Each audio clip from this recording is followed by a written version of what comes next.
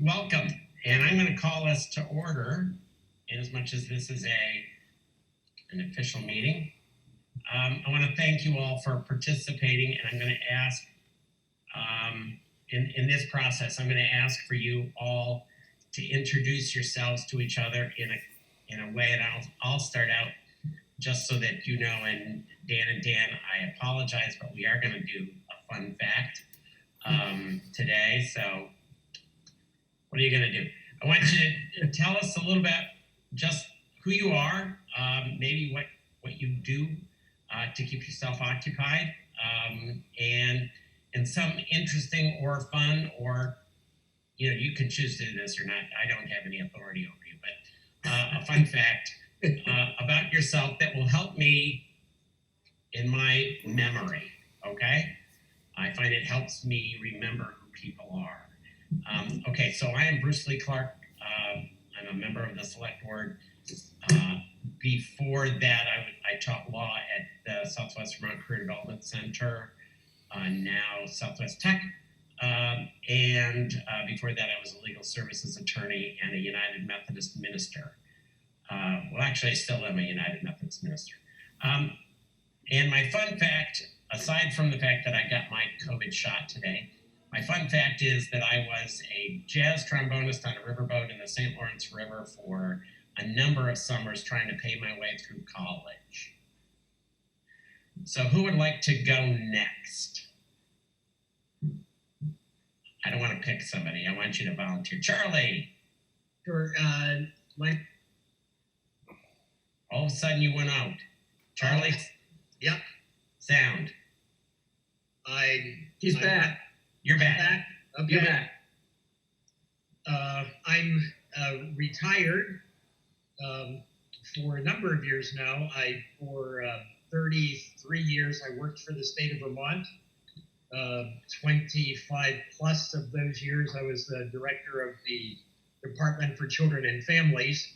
And for the last number of years, 7+ years, I was the director of field services for the Vermont Agency of Human Services.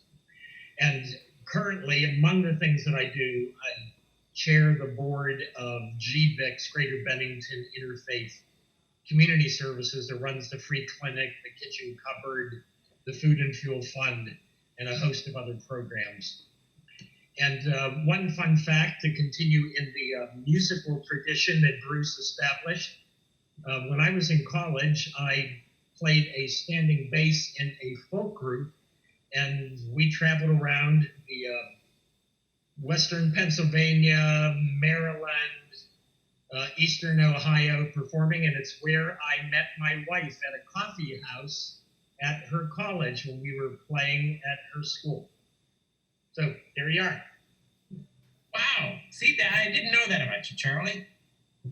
Who else would like to go? Don't be shy. Go next. Okay, thanks, Angela.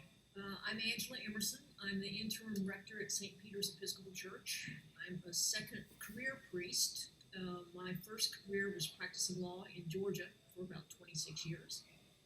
I'm actually retired from the priesthood, but I'm doing interim work, which I really love. And I've been here at St. Peter's since July of last year.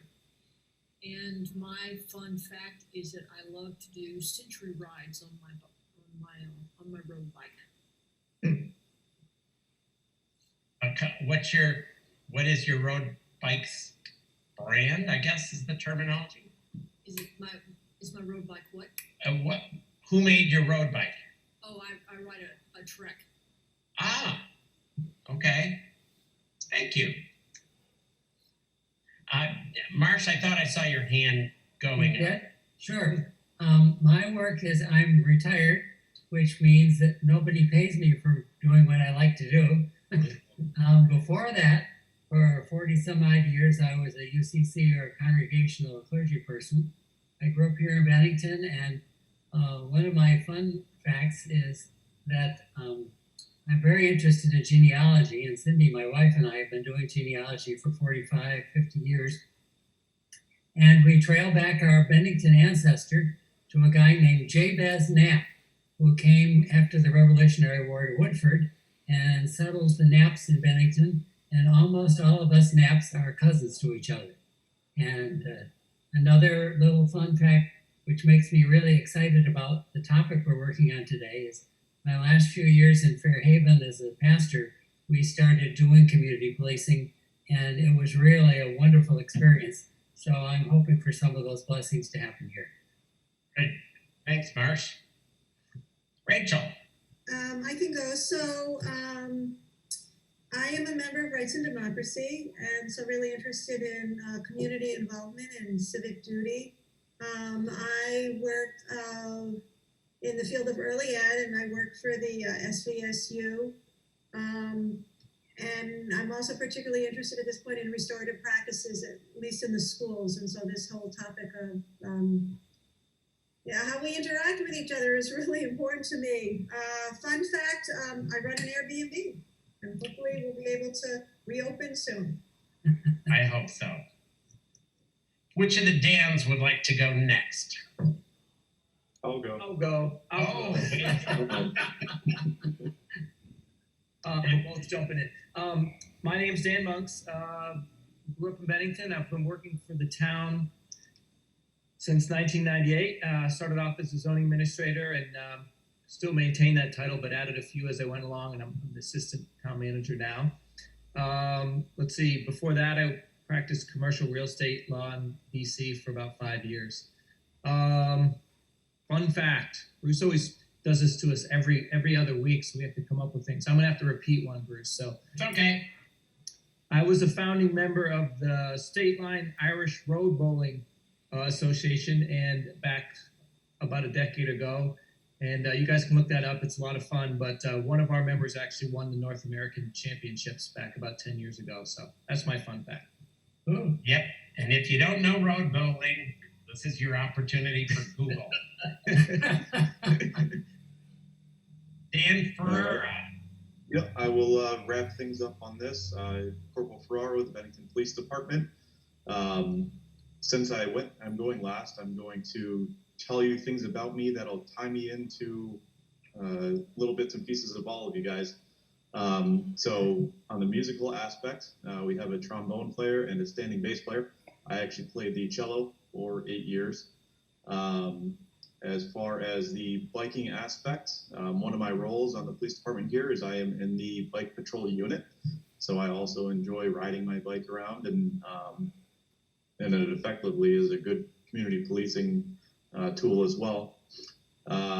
As far as the community aspect, I am also the vice president of our police association here. So we do a lot of community involvements, most recently being the Copsicle trailer that we started up and kind of kicked off last year. And then to tie into Dan, I like bowling.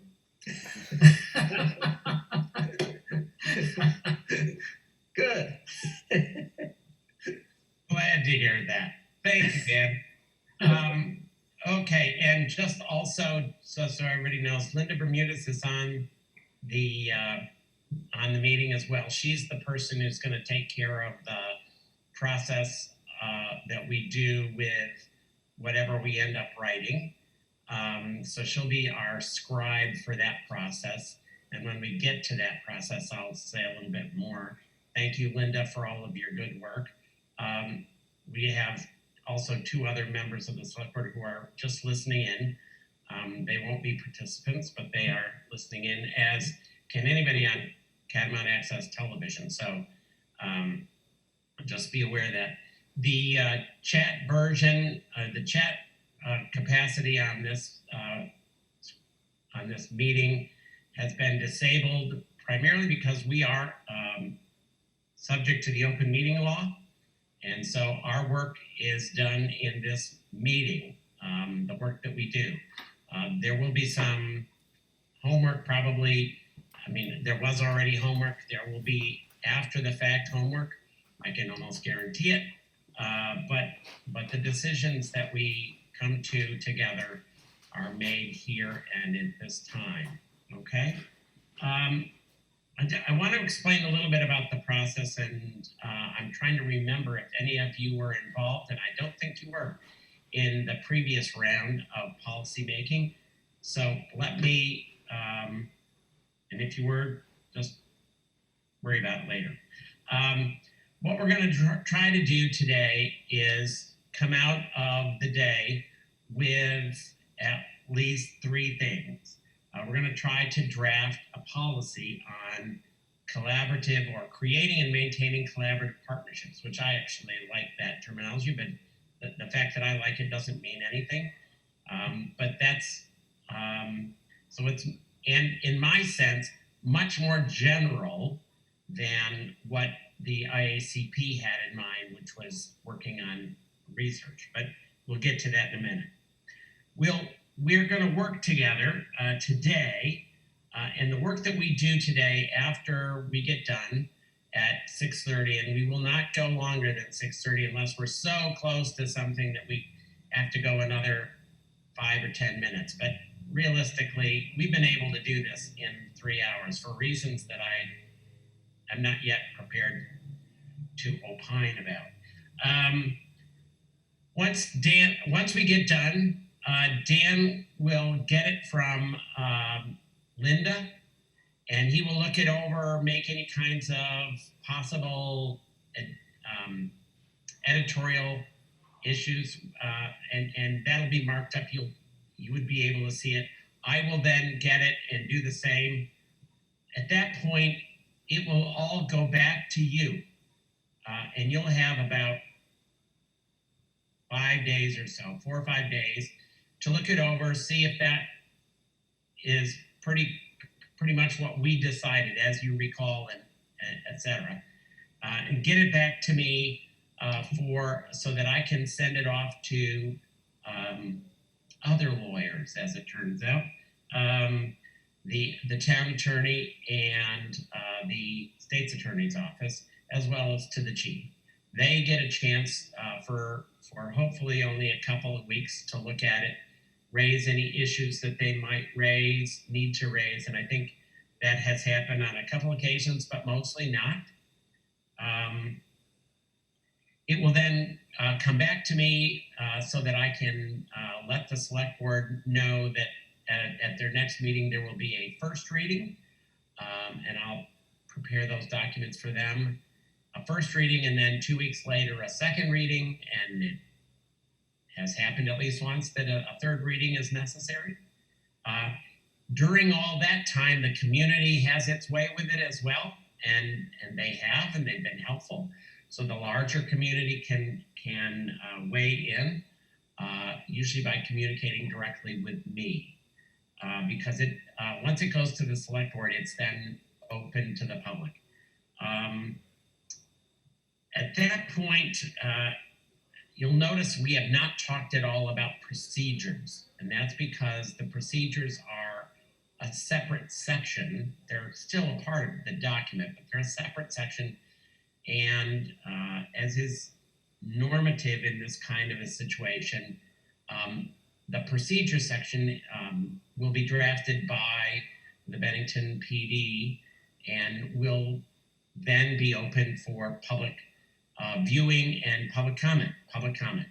And that will be probably later in the spring for this one. I will make sure that we let you know when they're coming up. The first set of 8, I think, policies are in the process of being worked on. Some of them are further along, and they will be up, we think, fairly shortly. So our work is essentially about purpose, about policy, and about definitions. Those sections. However, if you have particular things that you think the chief needs to know with regard to procedure, you are more than welcome to. I mean, I have on a couple of occasions, written a memo to him, just saying, here are some ideas to think about. It's really still his and the police department's prerogative to write the procedures. Are there any questions about that? I don't see any. Okay, let me just say about today. We're going to begin with a series of, I hope we can go sort of round robin and give everybody a chance to speak at least once before anybody speaks twice. Just your statements around, to the rest of the committee around how you want to highlight both the scope and the concerns that we bring to this particular policy around collaborative partnerships. I will say that after about an hour and a half, it doesn't mean that this first part will go an hour and a half. It's gone roughly about an hour to an hour and 15, but around an hour and a half, we'll take a 5-minute break. Partly because none of us can sit in one place for longer than that, it seems to me, and have any creativity. So I will have us take a break, and then we will come back after about five or a few more minutes than that, and try to finish things up in the time allotted. Does that all make sense to everybody? So it'll be the latter part where we'll be sort of wordsmithing to the degree that we feel is necessary. And it's in the first part that we want to be hearing each other about what we bring to this, and particularly around the scope of this policy and the issues that this policy raises with us. Does that make sense? Is that acceptable to everybody? Good. I see nobody objecting, so I'm going to assume we're there. Okay. I'm gonna start, if only because that would give you some models about what you there's my stuff. What you want to think about, or this is what I perceive. One, that the Bennington PD does not have a policy here. So we're not working, unlike in other situations, we're not working on Bennington PD current policy. There isn't one. There also isn't any policy that's relevant from the Vermont League of Cities and Towns. They don't have anything.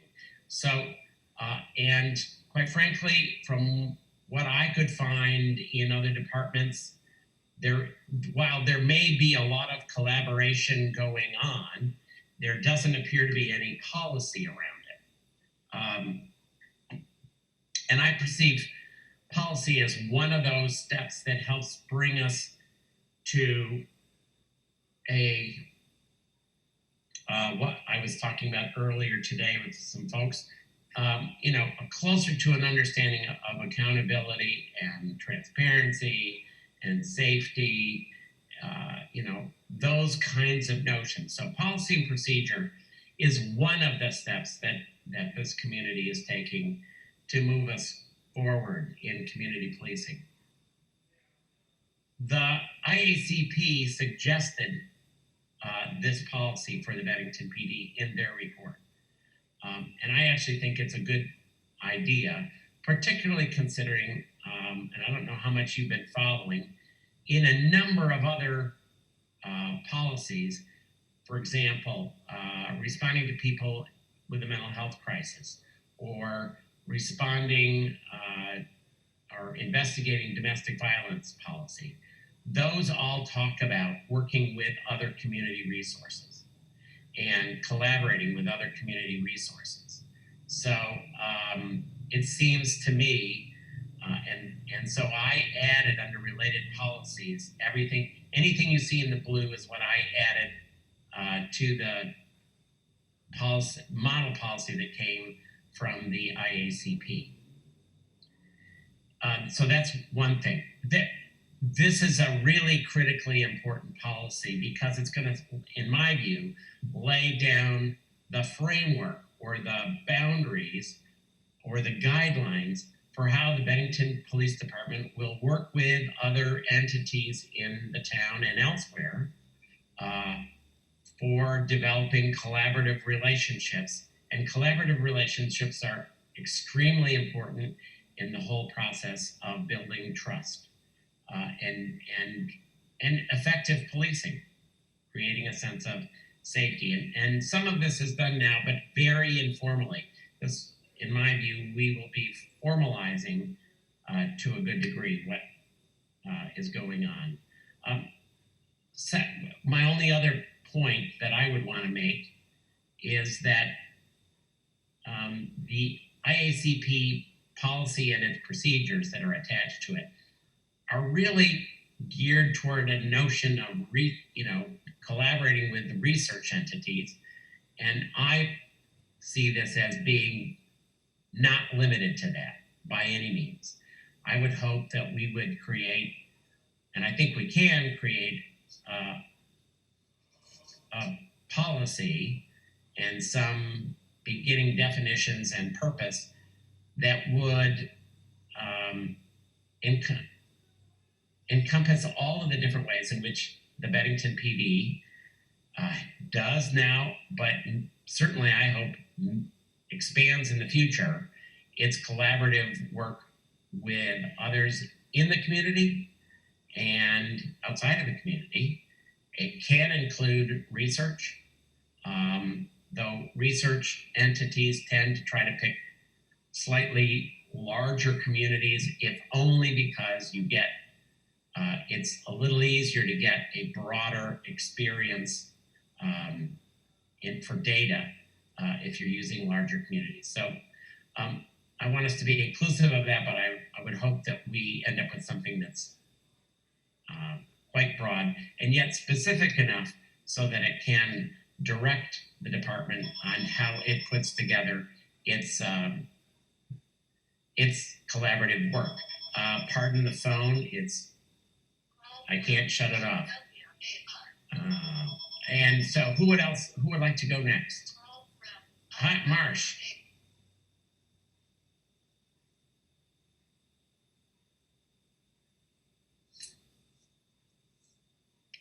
Marsh, you're muted. Now I should be more than moving my lips. So I'm really excited about the material that Bruce sent to us on smart policing collaboration principles. And they came in a booklet first, and then the other day, Bruce sent us an article called Collaborative Policing from the Police Chief magazine that's a couple of years fresher. And what excites me about those is it offers, at least in my point of view, much of what Bruce is talking about in a principled step-by-step way that describes 8 principal elements of what collaborative policing might look like, and also includes some guidelines about how we get there. Because I read through this, and these 8 principles really ring bells for me. And then the sections they give on continuum of interaction, namely starting out with community outreach, going to consultation, a 2-way information sharing, shifting into coordination between agencies working together, and then looking at collaboration where police and the community are together addressing challenges and shifting into a totally collaborative methodology. So those 2 articles really, to me, lay a wonderful foundation for what we might do, in my opinion. Just to look at them briefly, the first principle is building strong leadership support for collaboration. Second one is shifting orientation from being the military police to moving towards service.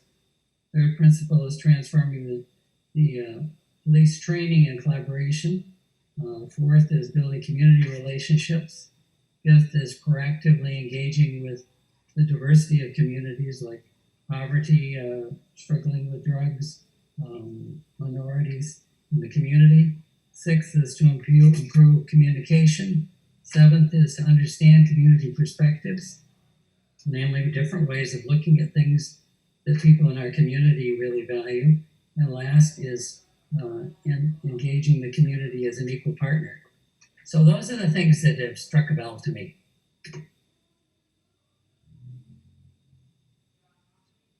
Thank you, Marsh. Who else? Yes, Charlie. In the just by way of some background, in the 25 years that I was the director at the Department for Children and Families, and way back when it was called Social and Rehabilitation Services, at no point was there, we had a close working relationship with law enforcement folks, both here in Bennington, State Police, Manchester, Winhall, etc., Sheriff's Department also. And we would see officers in the office all the time, and they often partnered with our social workers going out on various kinds of child abuse investigations, for example. But at no time in those 25 years, and I said this when I was interviewed by Jim Baker and a couple other folks from the IACP, at no time under various police chiefs here in Bennington was there ever an invitation to come together to talk about the kinds of things that we're talking about today. There was, they would show up at meetings that somebody might have, that sometimes I called various meetings, the state's attorney might call various meetings. So I am also very interested in seeing something very concretely coming out of these meetings about, you know, the principles that Marsh laid out just a moment ago that were themes in the various articles that Bruce had sent out. To me, one of the most important things is that the comment that I wrote down as I was reading the various articles that Bruce had sent out is that humanizing goes both ways. That one of the things that really has to happen is that those of us who live in the community, we really need to see the police in a constructive and a positive relationship. That, if you will, we are community partners, and I think likewise the police need to see people in the community as community partners, as not the enemy. One of the things that I really came to learn in the years that I worked for state government, and particularly in those last years when I was the director of field services, because all of the different departments also kind of had a connection into the work that I was doing. One of the things that I found, it was from police, it was from corrections, for example, sometimes it was from social workers in my department. They dealt with people who lied to them all the time, who came up with stories about why they didn't do something all the time. And I think that when you have that as your diet of work, when you have that experience of people lying to you, deceiving you, fudging the truth, you take on a perspective that everybody is that way, or it can happen that you take on a perspective that everybody is that way. And I saw that and experienced that from, again, law enforcement, from social workers, from probation officers, and not just one time, many, many times. So when I look at this process that we are engaging in today, if there is the ability for this community, and I talk about all of us in this community, to really look at a way for us to humanize each other, that this will be a powerful change for all of us in the community, so that if you're not riding in a squad car or not driving the squad car, when you see a police officer, your first thought isn't, oh God, what did I do wrong? Or, oh God, what kind of story do I have to come up with? But rather, we live here, we work here, we want to make this the best community that we can make it. So those are my reflections at this point. Thanks, Charlie. Others?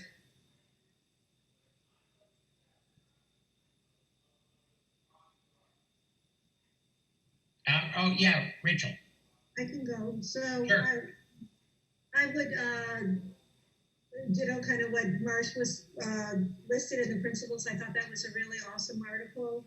And also with what Charlie said, I think that this policy and this whole notion of collaboration is really the foundation for which we're going to base community policing. And so we're really committed to that being our vision of the police, that this policy really encompasses how primary it is to the work that we're talking about. It was interesting to me on the research piece. I had not thought about that previous to seeing this. I think I understand we're a small community, and that makes sense to me with data, but I think there is a piece of that I would love to see happen on somewhat of an ongoing basis, because I think data analysis, as we create procedures and practices, we need to look at the data. We need to relook at it's like an evolving circle in terms of how you assess the work you do and how you become the quality of the work you do and efficiency of the work that you do. So I think that I would like to see that piece included somehow on some level. I also think that collaboration with other community organizations as well as individuals and small groups of people in a variety of, all the people that are represented in our community is really important, and that needs to be written into this policy. I also think it's really important, somehow about like accountability comes to me, like who initiates these collaborations, who's overseeing with who and when. I also really think there needs to be a paper trail. There needs to be minutes. Like these are groups coming together, having conversations, thinking about what the goal is, and figuring out how they're going to go about that. And I think there needs to be, again, a paper trail. It's a little, so that there's transparency and so that there's movement. So I think that's it, Bruce. Thank you, Rachel. That also adds a couple of things that were in the back of my mind as well. Angela, do you have anything that you want to add to this conversation? Yes, as a matter of fact, I do. Thank you for asking. Good. I've only been here in Bennington since July, but because we have not been able to use our building, which is on the corner of Pleasant and School Streets, I've spent a lot of time out in the front yard. Meeting and talking with a lot of people, many of whom who live on Pleasant Street or in that immediate area. And because of the ministries we've been doing, most of the folks that I have met come from a very low socioeconomic basis. I think that population needs to be part of the collaboration and the cooperation. I am not in favor of a policy that links together social service agencies to do something for those poor people who can't do anything for themselves. I really have from the standpoint that if we're going to have a policy that works, it's going to be based in helping the communities claim their own assets, their own power, their own voice, and give some power to them, and that they need to be a part in developing the vision and outcomes and how we do it. Otherwise, we continue to perpetuate what is in our culture, we're moving towards a caste system that's completely based. And I think ultimately the measure of success for me is that we break that down. Thank you. I would say that's a major division here in Bennington and elsewhere in Vermont. It's everywhere. Yeah, it's been everywhere I've lived. Dan, thank you, Angela. Those are helpful words. And keep us honest about that so that I expect you all will do that, make sure that we're honest about that when we do more wordsmithing type stuff. We don't want to lose sight of that.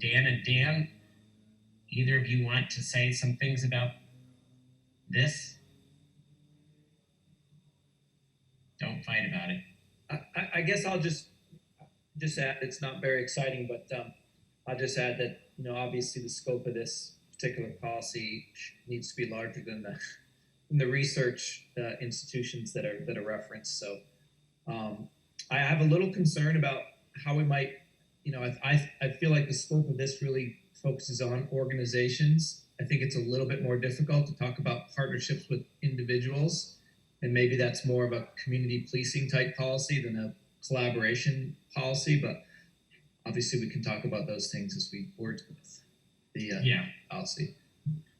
And Dan Farrar, do you have something you want to add? Yeah. Just along with what Charlie said, with his experience with what's now DCF, as well as numerous other agencies, we have as he put it, a working relationship with agencies such as DCF, UCS, PAVE, everything like that. But I am actually looking forward and excited to making that more of an official partnership where meetings can be organized and we can kind of go over things as a whole all at once and see what things are working and what things aren't working, and maybe different tasks that different agencies can take on we're all looking for improving and sustaining a nice, safe, and prosperous community. So I think all of those aspects would be very beneficial.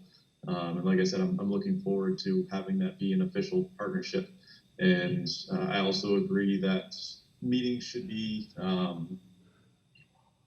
like that was said, the paper trail, again, to hold accountability for if tasks are assigned to different agencies and kind of just see the progress from these meetings. And it's also an interesting aspect that was brought up about having a member of the community, whether that be some sort of community group that appoints a leader or something, but getting input from obviously those that we are serving. All of these agencies that we're talking about are serving this community. So having input from members of the community on how things are working, I think that would be a great tool. So I just want to keep in mind, though, that the meeting that we're having today involves the police department's policies, and we can only discuss what is within the control of the police department itself, where having all of these other agencies and mandating meetings and everything like that, if that were to get to that point, that would have to be organized somewhere up higher in the chain of command than just the Bennington Police Department. But Correct. I am excited and looking forward to this, definitely. Thanks, Dan. Actually, that was one of the things that I wrote down, in the sense of it. It's true that the department and officers have had working relationships, and I think those are really important. But they're different than partnerships. And collaborative partnerships are structured. They have what the model calls memoranda of understanding. They have some sense of accountability and transparency to the public. And you're right. We have no authority to tell, I'll just pick an agency, UCS, that they have to be in a collaborative relationship with the police department. But it does, all that being said, the other piece of it that I think Marsh brought up and Angela brought up, and I think this is helpful, that this is also about, as much as anything else, a mindset. This is about a culture of collaboration. And so I like to think of, and Angela, help me out if I'm not catching what you were trying to say. I think of there are these formal relationships, this formal kind of collaborative partnership between agencies, but that's not and help me out if I get this, that's not a substitute for probably what are less formal, but just as important relationships and to some degree informal partnerships with communities that have felt more the target rather than of police attention rather than the recipients of police service. And so I think both of those are important, and it is my hope that over the long haul we are, and Dan Farrar and I have spoken about this as well as others. This is about transforming a way of thinking about what police do, and to me, that's part of the genius of having community members here, because what it forces us to do all the time is to stretch our imaginations about what it is we can say in a policy that will trigger a change of perspective, a change of practice, a change of perception about what's involved in the task of policing. Rachel, do you have your hand up? I do. Oh, great. Can I go? Yes. Yeah. So this kind of makes me think, I don't see this as collaboration necessarily, or between like the police and UCS or police and PAVE. This is more around issues. So the issue might be mental health. And then it would be who are all the organizations and the individuals who that kind of issue brings into the discussion. And I really think about who's at the table, and that individual, everyone's got an equal seat. And I think about who holds the power. So those are just kind of overriding kinds of things that I think will take us further along than kind of like a silo approach. Like, yeah, the police, they collaborate with this certain organization. That's not going to help us. We really need a more holistic how we're going to all work together, because there's so much overlap in the community. And when I talk about who has the power is really interesting. I just want to share, I don't know if this is policy or this is procedures, but I have been to a meeting the police were at that was going to be a collaborative meeting. And when the police come in uniform, they have already, to me, established a different sense of power. So I really want to think about collaboration where you have individuals maybe representing an organization, maybe themselves, maybe their job, whatever, but we come as individuals who are knowledgeable about our roles, but we come as individuals to kind of figure out these problems for our community, which I think ties back into what Charlie said about humanizing all of us in this work. So I just wanted to put that out there. Yep, I hear that, and I thank you for that. It's, to me, and this could be just my way. I mean, right now my head is swimming about thinking about how do we create a policy that is helpful to the police department, that does what you say, which I agree with, and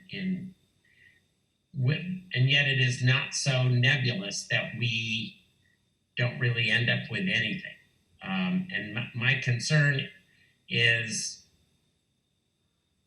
that a policy should be a way to shape practice. That's how I think of it. I could be wrong, but that's how I think of it at the moment. And I agree. I sort of put these in different categories, and I still think of them as partnerships. And I by the way, Rachel, you should know that there are a number of conversations that take place about police and uniforms. That is a real issue, and there are cultural places on both sides of, or on not really both, all sides, because there's more than two, all sides of that conversation. I am fascinated by it. I don't know. I agree. I think there's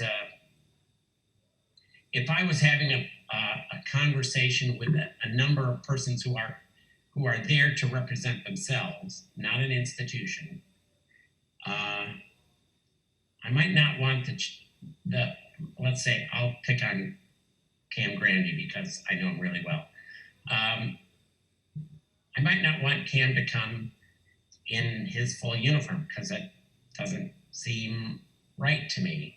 And he may tell me, but I'm on active duty and that I may get called away, and then what do I do? So there are always those kind of questions, but I agree with you that there's a slight difference when police appear in uniform and the rest of us are in what we would call our civilian. Angela, I see your hand up. I'm gonna take it over to you because I'm still fleshing out my thoughts on this, as you can tell. Well, we all are. I'm just sitting here wondering if we might need to spend a few minutes talking about the phrase policing and what that means. On the one hand, I have images from my high school days when I encountered policemen that I knew by first name as I walked to and from school. And I liked the fact that they had on a uniform because I knew who they were and I knew they were going to help me. But my view of that policeman is that he was there to strengthen the community and to help the community. When I hear the word policing, unfortunately, it's become too much about law and order and military action and control. And I'm wondering if there's a philosophical question here that we need to talk about that might help us with a policy. Because if we're just trying to do better law enforcement, I'm not sure there's any policy we can write that's going to do anything. But if we're talking about how do the police function so that they strengthen the bonds of community, and the community is engaged in protecting and serving each other, we might have something to say about that. That's sort of what I'm wrestling with. And what are we really trying, what's the concept, the philosophy of policing that we're really going to try and enforce? Well, yeah, Marsh. You're muted, Marsh. In these, it's interesting to me because in these 8 principles, the second principle that this material suggests is to shift the orientation from military style operations, crime fighters, to service. And when this first came out, they started out by saying you need to be good and strong and be protectors, but then you need to add in service. And as a couple of years have passed, this principle has been shifted over to just plain the police need to shift orientation toward service and not really mentioning the other side of the part, which is very well developed. And I like the way I'd like to suggest that these 8 principles might be some way we could look at them and with the awarenesses that we've brought to bear already and that come up, and see how they might give us a framework, a structure for doing what we want to do. Thanks, Marsh. You can drop your hand. I can't. My hand's stuck up? Your hand is still up. Now it's not. Thank you. That's all right. There are a lot of things, a lot of moving parts. Got it. Okay. Marsh, let me say why since I'm the one that sent this material out to you, I do think some of it is quite relevant to this policy. In fact, I think a lot of it is very relevant to a lot of the policy work that we've been doing. It is my, I'll just give my impression. It is my impression that in fact, what policing means is under transformation here in Bennington. that if there was, I mean, the IACP report talked about that, and Angela, if you don't have a copy of that, at some point I'm happy to send you. I think it's still on the town website. In fact, I'm quite sure it is. But that actually talks about moving from from a guardian view to a more service-oriented view of policing, an orientation towards service, and that, I also grew up in a community where I got to know. It was a bigger community than Bennington, but I got to know a number of officers by their name, and it was because they wore their uniform, and I got to know them regularly, just on a personal basis. But and then I worked when I was a minister, worked with the department as their chaplain, and got to know and played racquetball with lots of officers. And I will say, to a large degree, even then, that was in the 70s and 80s, those officers' fondest hope was that they would never, in their career, pull a weapon on anybody. And so far as I know, none of them did. And their orientation was toward essentially service. But it is clear that we don't live in a bubble here in Bennington, and the transformation toward a service orientation of policing, and I have never liked that terminology just as a lawyer. The police power of the state has never been a thrilling aspect to me. I really like the idea of, and I'm not even thrilled about law enforcement.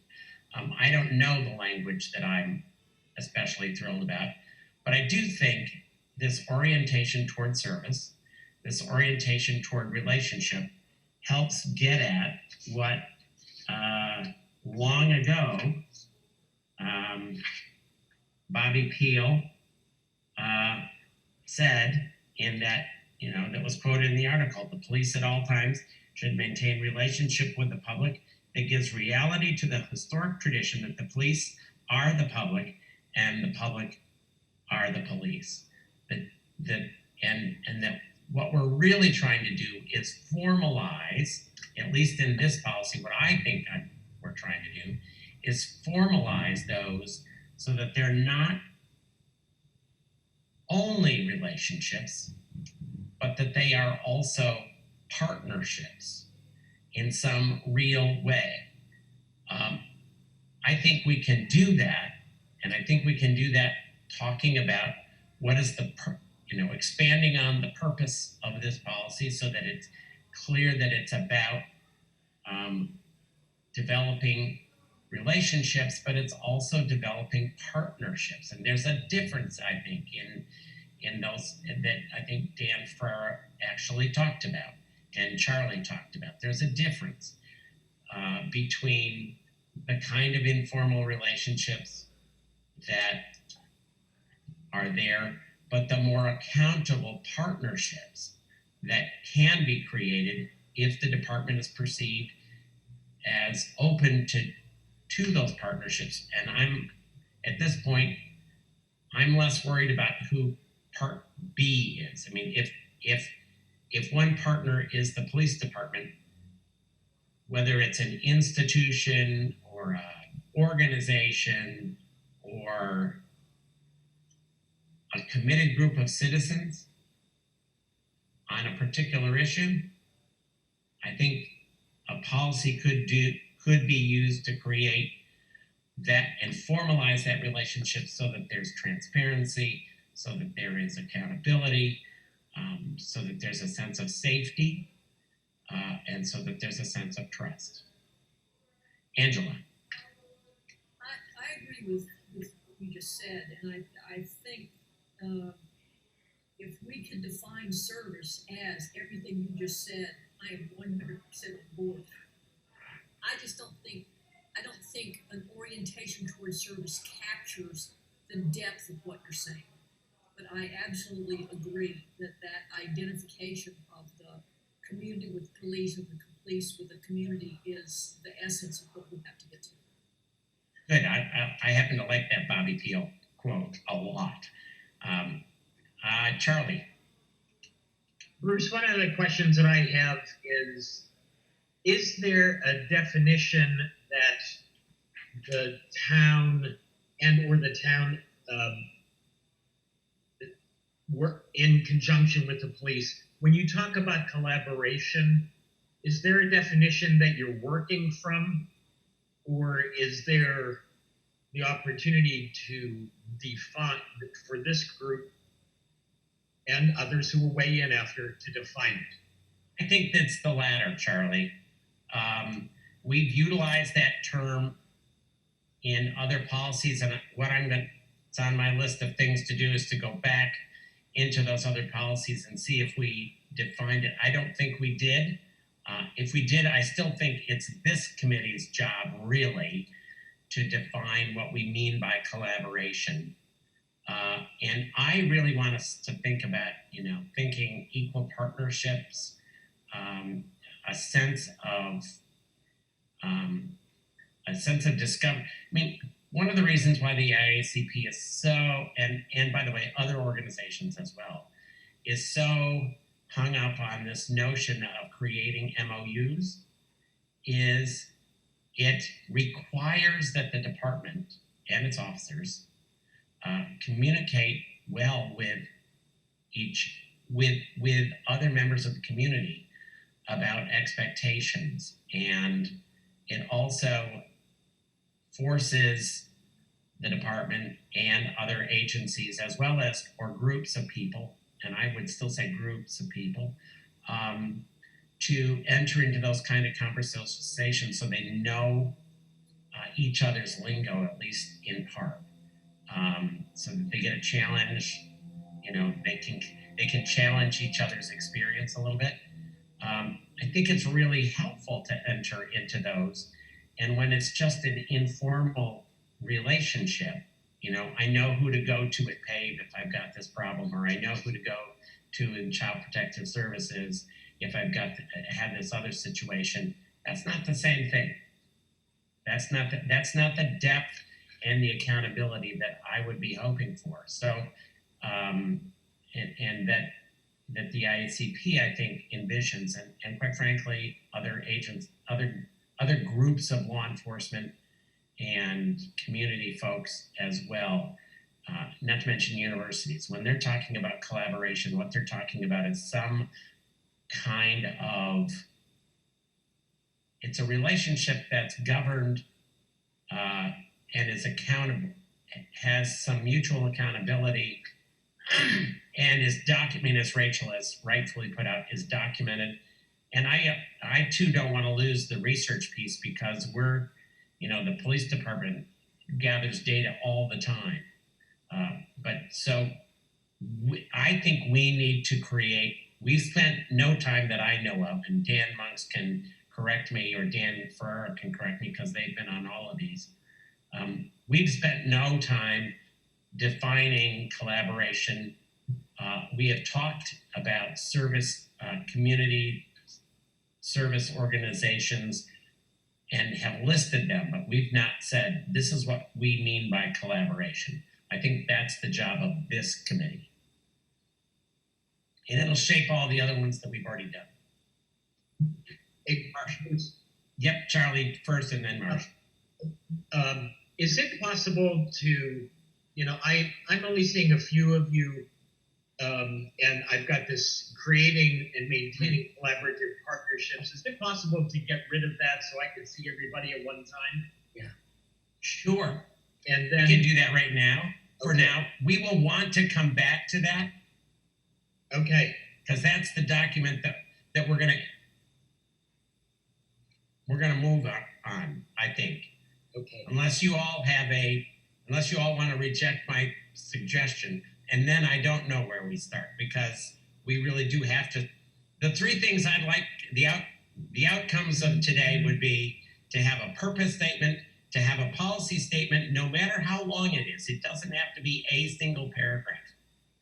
So don't be linked to that notion. It could be, we've done 3-paragraph policies, we've done 5-paragraph policies. Can work any way we want. And then a series of definitions. And among those, I would hope, we would define what we mean by collaboration. But yet, Dan, is it possible not to share screen for right this moment? Linda, can you just stop sharing? There we go. There we go. Thank you. Is that helpful, Charlie? Yes, it is. Thank you. I now put everybody on a bigger screen Okay. just so I can see it. Dan, may I ask a question regarding both at the police academy and also at the local level here at the Bennington Police Department? Is there any introduction to collaborative partnerships that is discussed, presented, described even when somebody interested in becoming a police officer goes for training? So looking at if you will, the police academy first, is there anything there by way of training that this idea of collaborative partnerships is talked about? And is there anything that currently exists in the Bennington Police Department orientation for a new officer coming on board, and perhaps in an ongoing way for experienced officers that touches on this also? If you would, I would appreciate just noting. So the Police Academy in Vermont trains police officers from all over the state. So it's a little difficult to have people come in from different agencies that would be part of a collaboration, because it usually varies per county. Like we have UCS here, but up in Chittenden, it could be a different agency by a different name. So I can only speak on what happens here in Bennington County, because that's the only agency I've worked in and that I have experience in. But while attending the academy, they do go over their small block lessons, going over small little parts of the job, such as, the state's attorney will give a presentation on what to expect with cases and kind of what their role is and how to do that aspect of the job. But it doesn't get to be more detailed until after graduation at the academy, where you then go on to a field training officer program. And that's when you learn the ins and outs of the actual department that you are working for. So once you pass the academy and you are on field training, you ride along with training officers, learning how to do things, who to contact in what situations, and kind of what different agencies can do and what services they provide. So that's more covered in the field training officer time. So like I said, the actual academy can't really touch on it because it's a statewide thing, and it can't really get specific because people that are working up in Burlington, they're not going to have any need of knowledge for what goes on in Bennington County, for instance. But nothing about collaboration in it as a general topic. Not that I can recall. Like I said, there's a lot of very small learning blocks where you kind of go over little tiny details. But in the 16-week basic training, it would just be a 4-hour segment at most. Okay. Thank you. Charlie, does that help? Yes, thank you. Angela, did you have a question specifically about this? I did. Oh, okay, go ahead, and then I'm going to call on Mark. So perhaps part of what we need to think about is how to introduce that concept into the field officer training when they first get hired. Yep. I agree, and there's a number of those things. We are, by the way, we are not the first committee to be thinking about those sorts of things. I really do appreciate that. I think it'll be helpful. Marsh. That second article that you sent to us about collaborative policing has a sort of an introductory definition of collaboration. Police and community shareholders working together to address crime issues by sharing responsibilities, resources, and decision making. That seems like a possible starting place, but I'd like to suggest that it's not just about addressing crime issues. And when I was looking at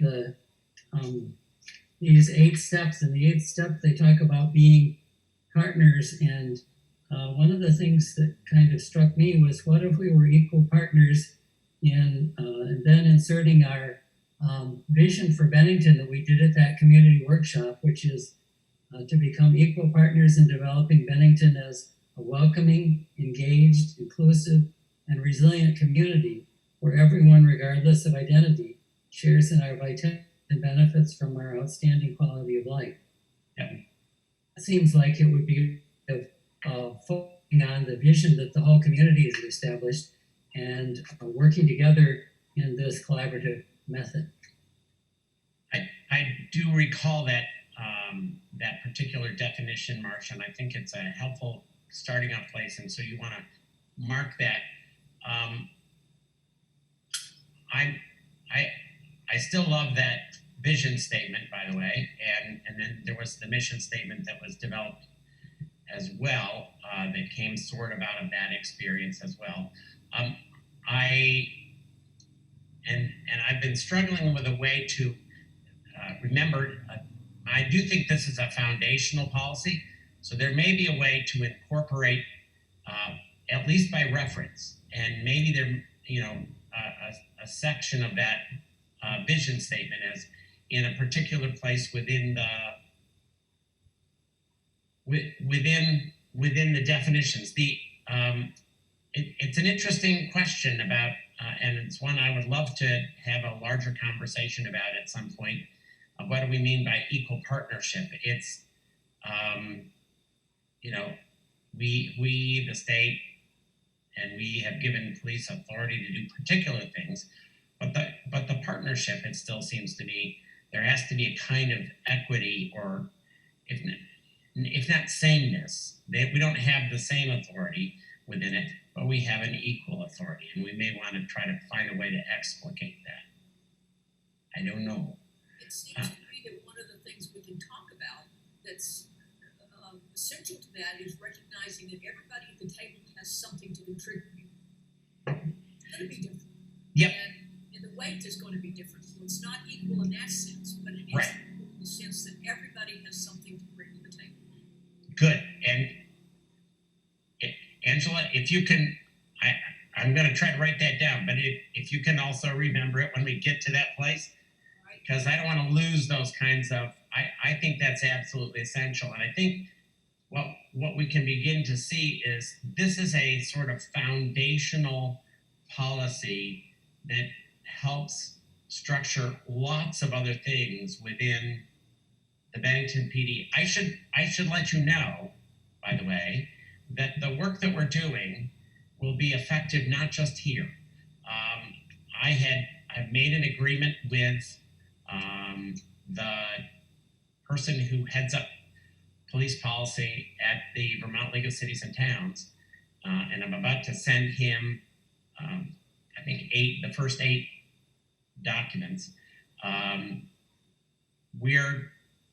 I've agreed to share those with him so that he can share those with other member towns within the Vermont League of Cities and Towns. I think we're to let everybody know that we're sort of on the cutting edge of doing this, and I think it's the process. It's both the process of doing what we do, together so that each of us here has an equal voice at the table, but also the end product, which fortunately for all of us, doesn't have to really be the end product. It's the policy for now. The nicest part about policy is if the select board passes it, and we find out that some part of it is deficient or whatever, or a community member comes back and says, but you forgot this whole section. And these will be available to the community. Then, the select board can come back and make changes. And we don't have to go to a public hearing or all that. We can actually do that. So it can be even more effective. Yes, Marsh, I'm just, let me just tell everybody I'm aware of time, and after Marsh speaks, I want to double check with everyone. You've all received what I considered, or what the IACP put together as a model, and seeing. I want to check with you before we take a break. Are you willing to use that as the kickoff place, but not by any means the end place? But so be thinking about that. Marsh, you wanted to add. So I'd like to suggest an alternative to that, which is to start with those smart policing collaboration principles, which are really addressing the whole process of developing this collaborative process, rather than looking at research, which I agree with research being really important.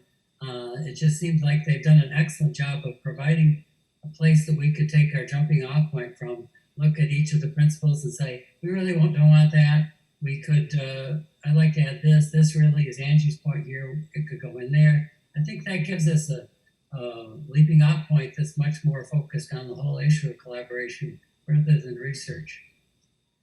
I would second what March just said. I thought that the framework that the lengthy document that was at the beginning of it, we could see at the beginning of this meeting, we could see the first part of it on the screen. Yeah.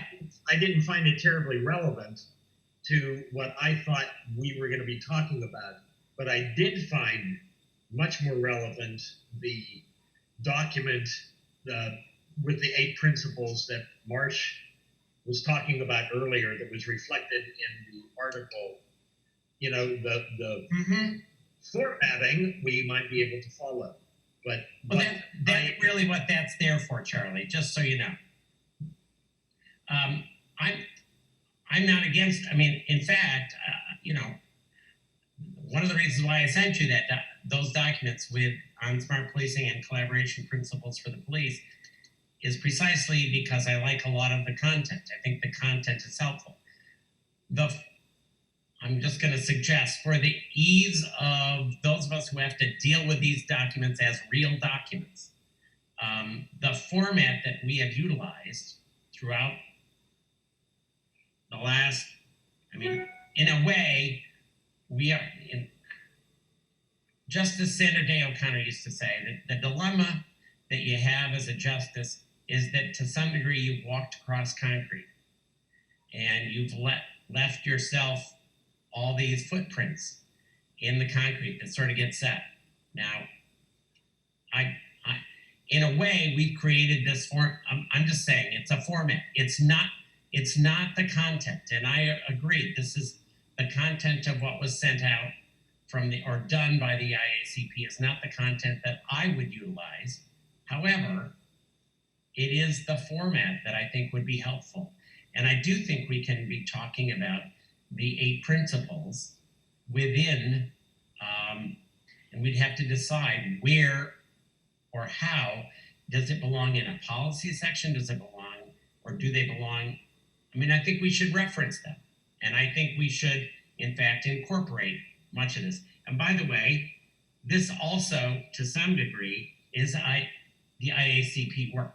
It comes out of their collaborative work. And to what degree we need to cite other sources for this, you can let Dan Monks and I worry about that. But I do think, if we can use the other document as a formatting device, and Linda can easily go through and omit everything, and it goes click, and everything is struck through. It's perfectly easy to do that. If we can, if that's what we were wanting to do, that's fine with me. I'm okay with that. Does that meet the needs of where both Marsh and Charlie and Rachel and Angela, you guys are? I'm worrying less about Dan and Dan. I probably shouldn't. Does that, you can nod. Yep. Marsh, your feeling's still funny. Well, yes. Here's what I'm going to tell you. We cannot make a policy that looks remarkably different than every other policy that the police have. That ain't going to happen. I'm not However, the substance of it, not the structure of it, but the substance of it is what we write, not what is on that page already. Does that make sense? So can we, I mean, we can use that form, but under 1.1 it says purpose. Can't we put on the purpose of this policy? I would say that we should talk about what the purpose is according to us, not according to IACP. Correct. But it can be built on the following principles, Sure. Absolutely. listed, so they can be listed. I think it's the content. It doesn't matter to me what form we use, it's about the content. But right now, the content that's in there, It doesn't do as much for me as the other document. I agree. So it's merging them. Yeah, in a way it's merging them. And it's assessing each one of those principles as to its relevance for us and here. That's what it's about. Does that make sense, Marsh? I think so, and I guess I'm not sure that it wouldn't be possible to go through those principles and see if they really speak to us, and then put the structure around them, because it seems like that way we get to the content and then we shape it later. But that's just my 2 cents. I'll admit, Marsh, that process makes almost no sense to me. So I'm open to it, particularly after I take a 5-minute break shortly. Angela. Do you know this document well enough to say what the outline is? I know there's purpose and there's definitions and. Yeah, the three parts that are most important to us, and really the parts are a purpose statement, which could include all of the 9 or 8 smart policing collaborative principles. The purpose statement, a policy statement, which is grows out of the purpose, so that the policy statement or statements, in my view, it ought to be more than one today. Those policy statements are directive toward the department. So let me give you an example, just for purposes of discussion, not because I'm wedded to it, and certainly not wedded to any of the language. When the department when the BPD enters in a relationship, a collaborative relationship, or rather a collaborative partnership with, I'm going to say at this point, an agency or a group of agencies, it shall, and then you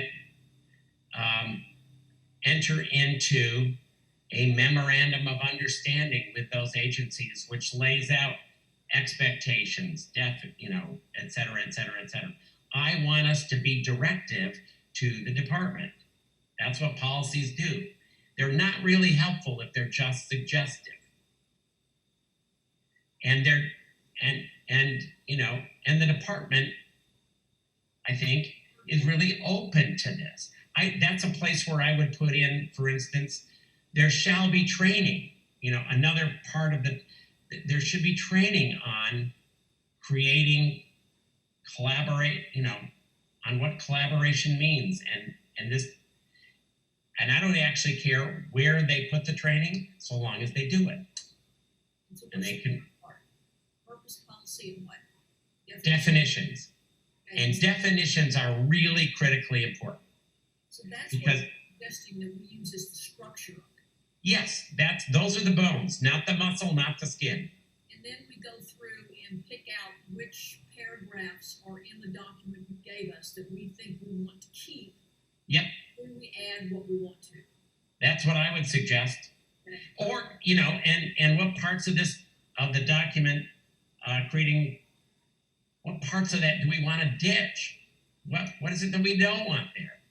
I'm on board with that. Does that make, I realize that that's not the same thing as Marcia, as you were thinking of, but quite frankly, that it gets us to the same place almost immediately. We are going to be looking at what's the overall arching purpose behind this policy? What do we want the police department to be thinking about, and how is it what's the context for this direction? Then policy is, what is the direction? If we believe that, for example, we can say in the purpose statement that we believe that in these 8 principles of collaboration for the police, and we can cite that, and we can list them, identify them, talk about them, that the police should be oriented towards service. It's not I think that's a really, I think that's a helpful statement, etc. We can be doing that in the purpose part. And we can then flesh it out to direct the department in the policy stuff. I would agree with you. I was really sorely tempted to just send you a blank document with those 3 sections. But I felt you needed to at least see what the IACP was talking about.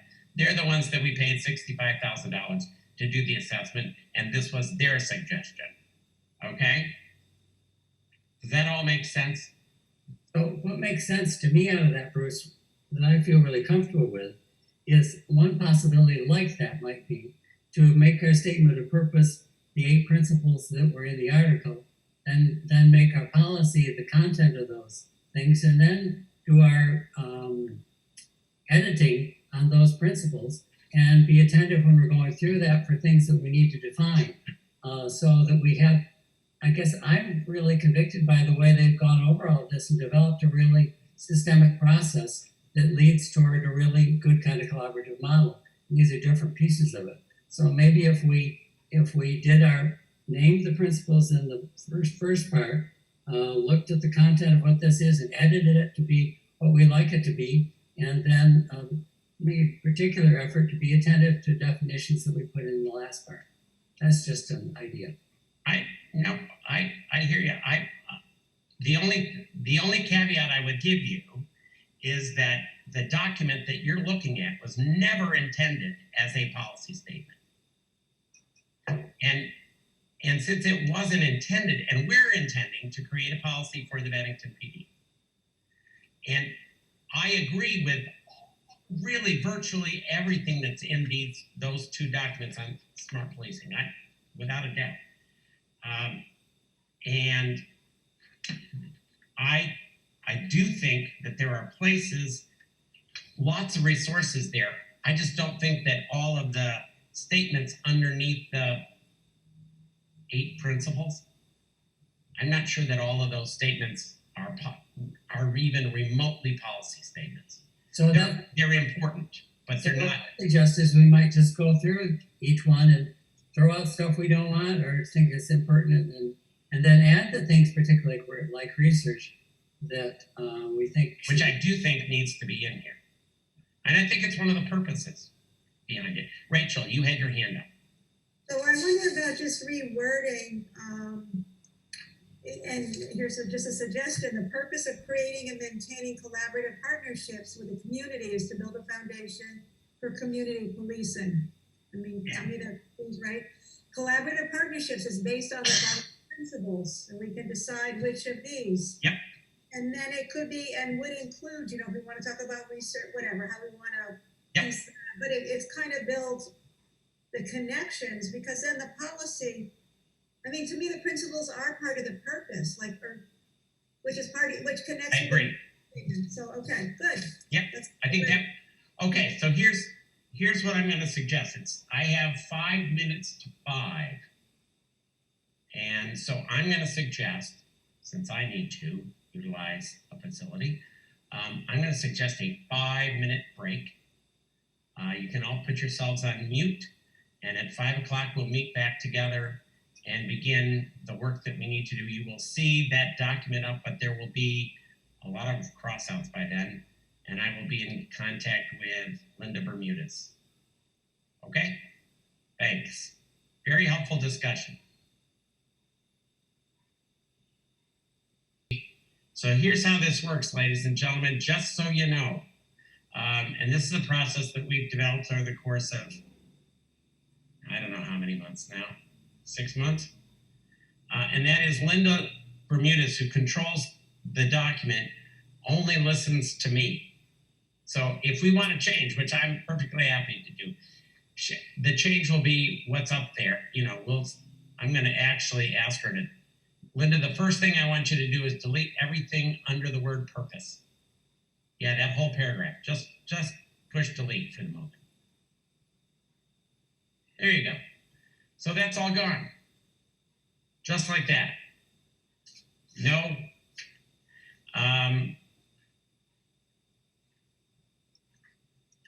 Now, I actually think that, the first sentence of that actually isn't a bad sentence. Just as a, you can all read it, but it doesn't have to be there. I don't have grand ownership of any of this. But I think, Rachel, you were beginning to flesh out a language for purpose. I thought just before we took a break. You're on mute, so do you want to? You're on mute, sorry. Yeah, so I now have 3 sentences, so. Oh, gosh darn it, I love you. So, Linda, just so you know, Linda, I want you to just go slow enough so that we can, we'll try us out. All right, so the purpose of creating and maintaining collaborative partnerships. Okay, Linda, can you type that?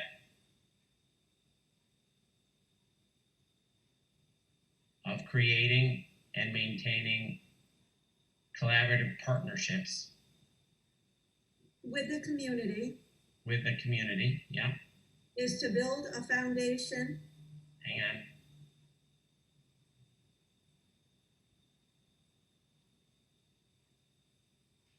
Go ahead. For community policing. For community, okay, good.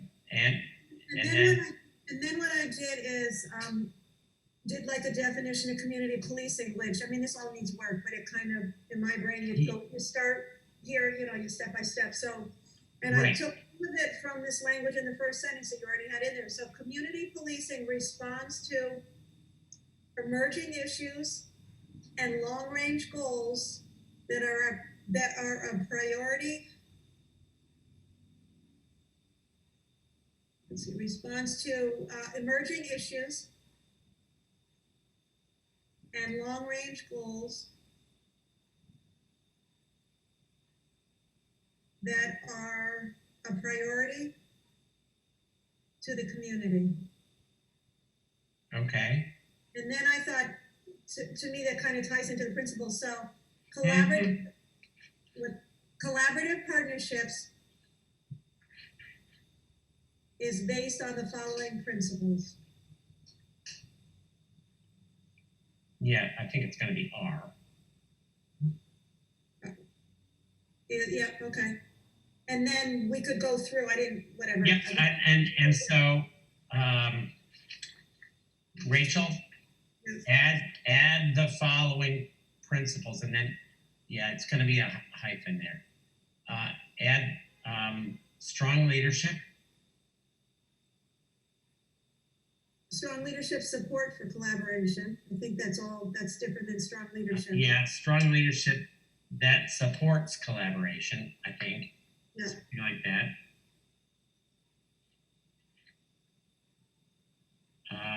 And orientation towards service.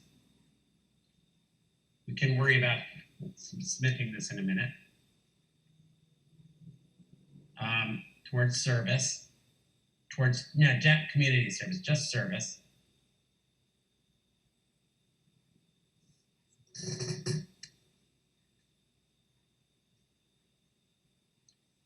Transforming training.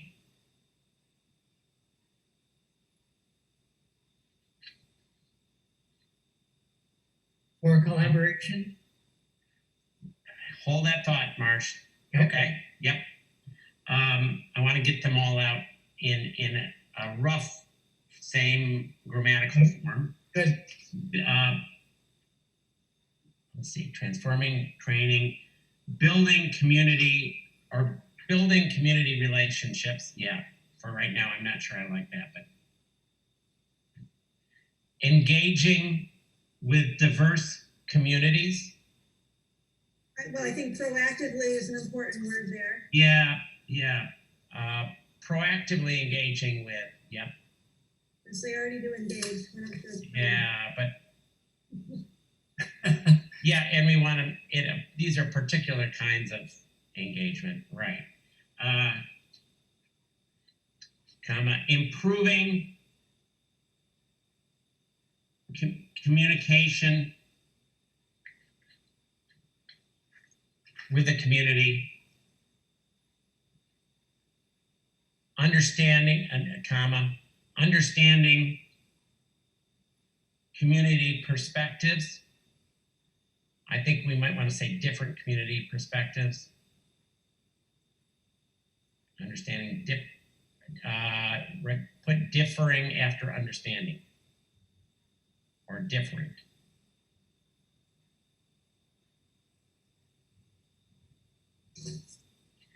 And finally, engaging the community, and I'm not sure how I want to word the rest of that. As equal partners? As equal partners, yeah.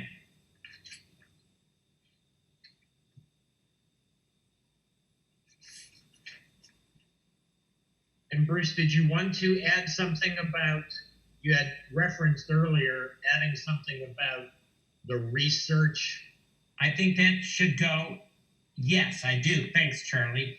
And I think that should be. I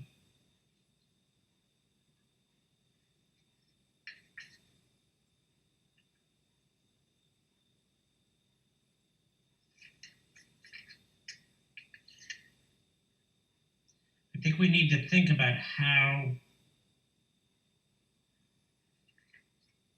That could be the next sentence that comes that's already in there. The purpose of this policy is to provide guidance on the establishment of collaborative partnerships between, and it could be research, organizations, communities around issues. I mean, Yeah. I think that's better. And actually, we can actually just say the Bennington Police Department in parentheses BPD. So yeah, right. Linda, listen. Try this. The purpose of this policy is to provide guidance on the establishment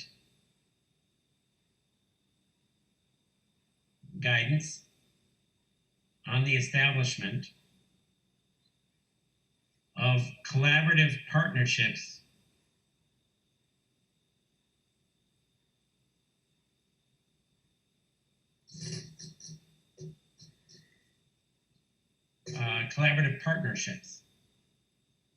That's okay. This is where Linda really earns her cash. Between the Bennington Police Department, parentheses BPD, in parentheses, and community agencies,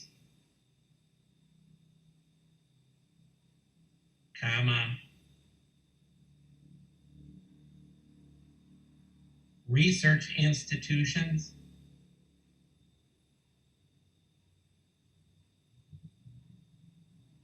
or groups of citizens. And I'd like a comma after institutions, please, when you get to it. I know. Does that, Rachel, does that do? Yeah, I Yeah. would just, two places, it's a small thing, but I would do and not or, because I would like those different people at the table for each of Oh, the. yeah. I see what you mean. Or, Yeah. or Nope. being silo, and then Yep. going back to the thing about different perspectives, I might say, instead of different, I might say, Hang on just a second. Let Linda catch up. Yeah, change the or to and. That makes, and folks, you're gonna need to just be assertive on this. And go back to where, when, it said different perspectives, it was one of the principles. yeah, I didn't really like that. I might say the range of perspectives, because that's, Yeah, that's, where does that say? The reason why that was worded that way, at least what got to me, was that they were trying to emphasize that there might be perspectives that would be different from the perspectives the police department would have. Oh, So part of Yeah. the purpose was to really say, we want to hear people who think differently than we do. okay. could be diverse, could be range of, could be different, I could go back to different, Or divergent. well, diverse, different, I don't like divergent, but I like those other three, I think it could be, Yeah, that's. Various is another option. various or, yeah, I like the notion of differing. So leave different. I think different for now. And you know what? The advantage of this is that next week you all get to read it again and think to yourself, oh, there's a better word, and give it and suggest it to me. And then I'll send it back out to you all. If it's really a substantive change, y'all get to see it again. Lucky you. That's okay. I like, let me ask a question. I like the very first two sentences as a first paragraph, and here, for those of you who are English folk, the advantage of policy writing is that they don't have to have 3 sentences or 5 sentences in any paragraph. I like the last sentence as another paragraph. Sort of sets it out. Even so, it sets the others off. So for now, just put that down as down one more line. Can you skip lines between paragraphs? I don't know if you can do that or not. There we go. And just for my sake, because I'm going to have to figure out how to cite this, I want, on the end of line 21, can you put in a footnote? A reference? Yeah, put in a footnote reference. So it's under references, go to references, up in the top bar. Yep, click that. Go to add, insert footnote. Where's insert footnote? Yeah, there we are. Okay, and just write down, insert something here. That's a reminder to me. And I will adequately cite from one of the documents where that comes from, where that list comes from. I think it's an important list. Both of those articles that you sent have the same list. This later article has, I think, a richer definition, but all these are exactly the same. Yeah. I know that. I'm just saying it'll be. We won't worry about citation tonight. No. We got lots of bigger fish to fry. How do people feel about that as a purpose statement, which sort of sets the umbrella for this policy? I like it. I think good. So let's move on. So Linda, here's what we're going to do. Where are we? Next page. There we go. Notice that I got rid of, it is the policy of this agency. two, we've deleted that phraseology from every single one of the policies. And what I want us to be thinking about as we go through the process that we said we were going to do is think about the Bennington Police Department, or the BPD, shall, and then we can think in those terms if you can. The idea is to be as helpful as possible to the department in shaping its work in this whole collaborative process, which I think we would all agree is critical and really I mean, I think it's foundational to the process that we're in. So, can we at least delete everything from the word establish on? And we may need to delete what's before there as well. I don't care. But let's delete all of that. Thanks, Linda. So,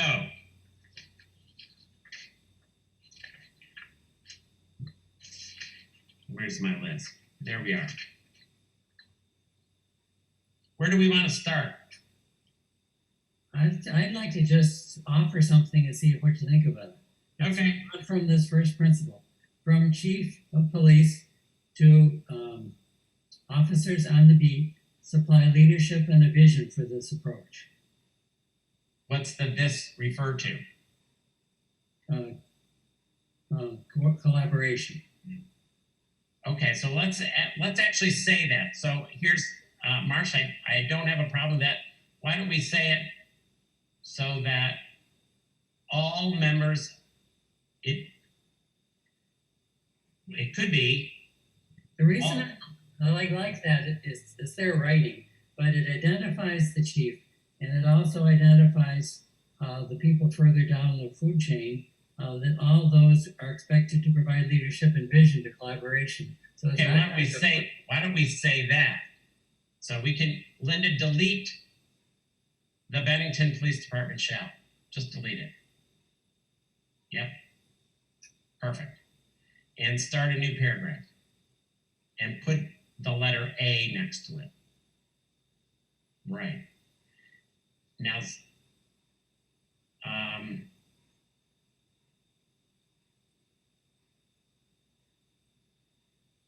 how do you want to identify? Can you say all members? Remember, we're talking about dispatchers. We're talking about administrative assistants. We're talking about officers. And I would stay away from colloquialisms like beat officers. We don't have beat officers. We have officers. You could say all personnel or all members of the department, all members of the BPD, and Marsh, say what? Starting from the chief, I think we need to name the chief in here because Okay. he's the lead leader. Right, he is. Okay. And why don't we say including the chief?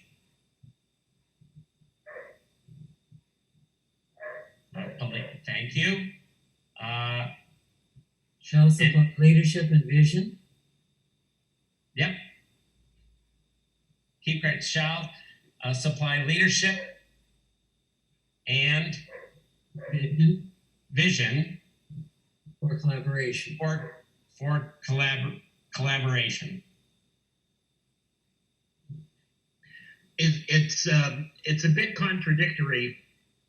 I'm just wondering if we should strike all members of the BPD, including the chief of police, and start with the chief of police. Yes. Just say the chief of police shall supply leadership and vision for collaboration, because that's the key point here, to say that the leadership of the PD, the Bennington Police Department, is responsible for this.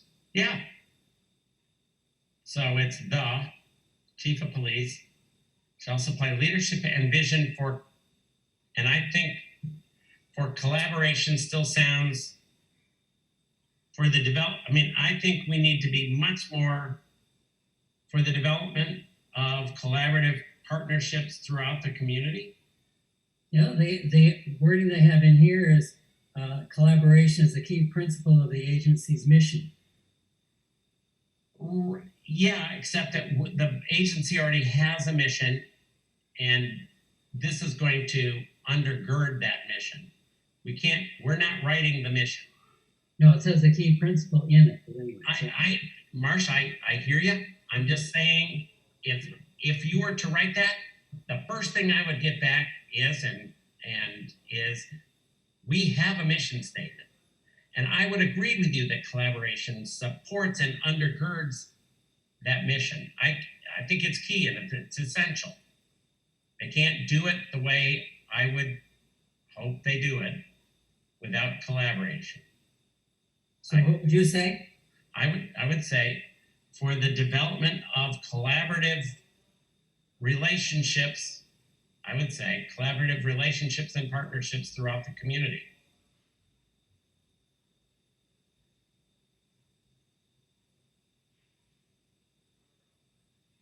The other thing this paragraph suggests, which is in contrast to and not in opposition to what Charlie was saying, was that we'd expect that all people within management of the police would be promoting a model of collaboration. Maybe that's already covered in what you've said about. And yeah, remember we're talking about a 27 member. I think it's 27 officers authorized. Dan, am I right there? 27, I think. I think that's what's in the. I think so too. 27 plus. How many dispatchers? 4? No, there's tons of part-time dispatchers too. Oh, true. I wasn't thinking part-timers. Sorry. But all of those folks have to be engaged in this. Yes, right. Right. So the chief of police shall supply leadership. I still think all members, we need to say something about all the rest. And I don't want to limit this to just the officers. Just the officers. I would want to be inclusive of the department, the whole department. Is there a way to say that? You could say for the development of collaborative relationships and partnerships between BPD and throughout the community. Between the members of BPD and throughout the community, something like that. Yeah. How do folks think about that? I guess my hope would be that the chief's influence would inspire everybody in the department to be looking to ways to build those kinds of collaborative relationships, whether you're greeting people at the door when they're coming in with a complaint or whatever. Right. But I would use within the department as well as throughout the community is a way to do both. So say that again. Say that again, Rachel. Collaborative relationships and partnerships within the department as well as throughout the community. Ooh, I actually like that as well. What other people think? I think that sort of broadens the scope and it engages the rest of the department. Can we say that within the department, the BPD? Why don't we just say BPD? As well as, and we may come back and change that to and, but I like as well as throughout the community. Okay, let's just consider that principle fleshed out a bit under policy. Let's do a B paragraph.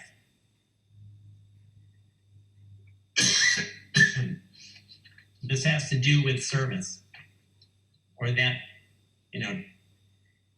and I would make the suggestion that we don't make what I consider is too easy assumption that the department is essentially needing to change from a I don't know, a guardian of the community. I don't know the terminology that we used to use. It's the language that the IACP used, trying to get from guardian to servant. From warrior to guardian. Yeah, from warrior to guardian is what they used. I think that, I don't want us to shift back to war, I don't think we need to mention warrior. I think we need to expand the notion of what it means to be a police officer to include or to be derived from service. This sentence in here I like, and I don't know whether you do or not. Go ahead. I can only see the top of your head, Marsh, so I don't know. That's the best part, it shines. I gotcha. If officers have a helpful service-oriented mindset, rather than seeing their role solely as crime fighters, they will work to see themselves as protectors of their community.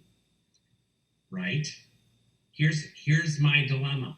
Okay? How is that a policy statement? It may be.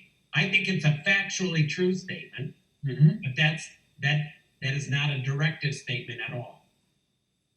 So what if you say officers shall develop a helpful and service-oriented mindset rather than seeing their da-da-da? Or not? About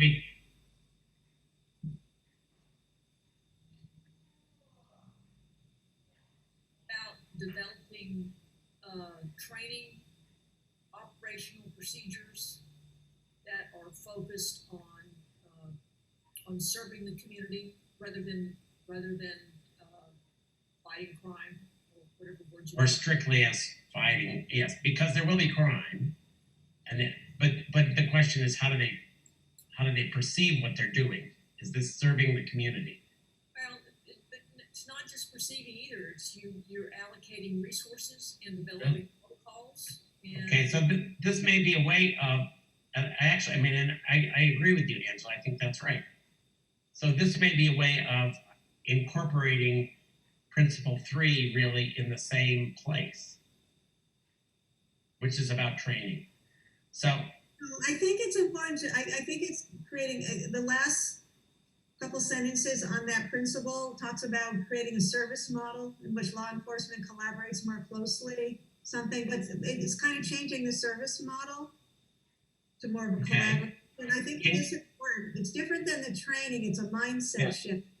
Yes. And that, instead of being 80% warrior and 20% guardian, maybe you're 75% guardian, and so it's a mind shift. okay, so just so everybody understands, I don't have that document in hardcover or in hard copy in front of me. So if you're talking about a doc, I have the shortened version in front of me. So it's. I did in your email. Of course it is in my email, but I can't use that. Marsh, I can't do 7 things at once today. Sure, that's okay. Okay? So that's all I'm suggesting is that if we have, Rachel, you just had some language. I'm happy to put that up there and have Linda type it in if you can say it again. And I think it needs to be reworked a little bit, but That's fine. It says at the agency level, it is important to have a service model. Okay, so why don't we just say the BPD shall develop a service model? Or will have a service model Okay. in which law enforcement collaborates more closely with community-based. Here it says service providers, but it could be it could be.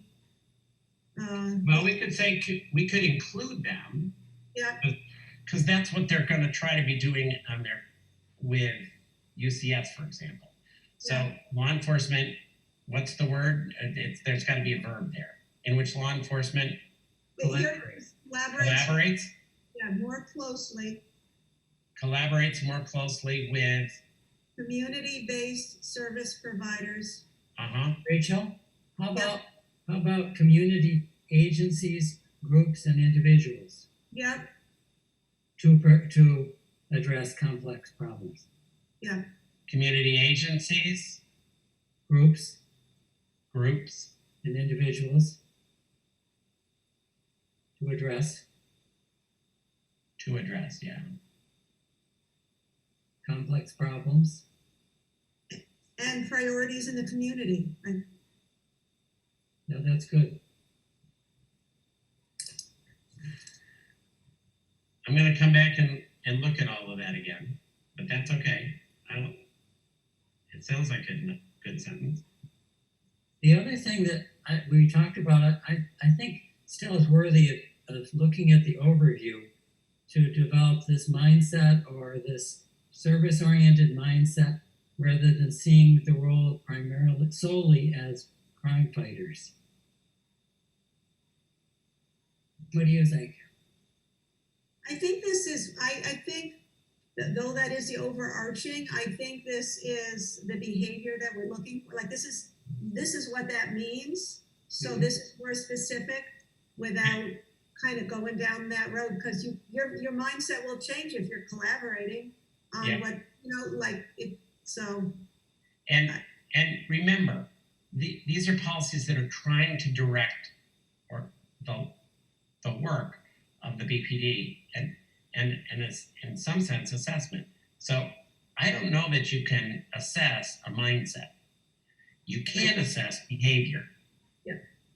And I think it's behavior that, and when I interact with officers in a particular way, or when I interact with them, in general, this is partly due to who I am, they relate to me in a particular way. It's that I don't know what their mindset is. I can't grasp how to assess that, but I know how they behave toward me. And I think that's what I don't want to put a marker up there that nobody can assess, if that makes sense. it has to be measurable. So yes, I think. Yeah, I think these things have to be that way. So I would, while I might not, I don't disagree with that. It's just not a policy statement that would be helpful. Can we go to C? Because that has to do with training.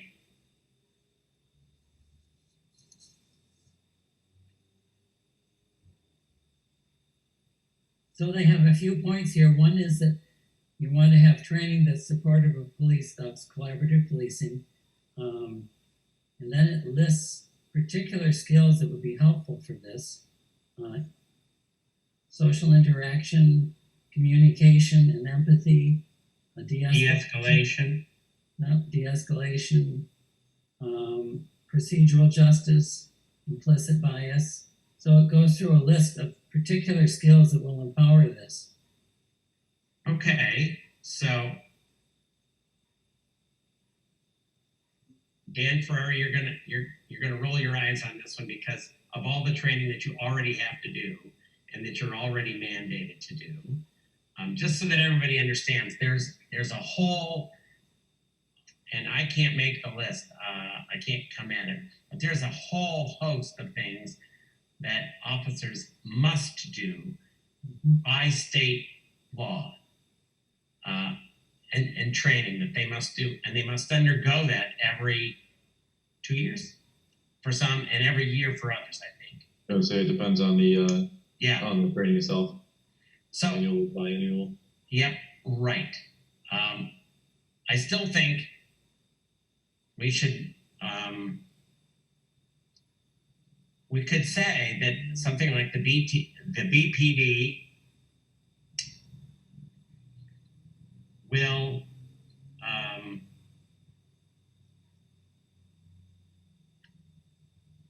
how do I want to put the word? Now, Marsh, you had some of that language.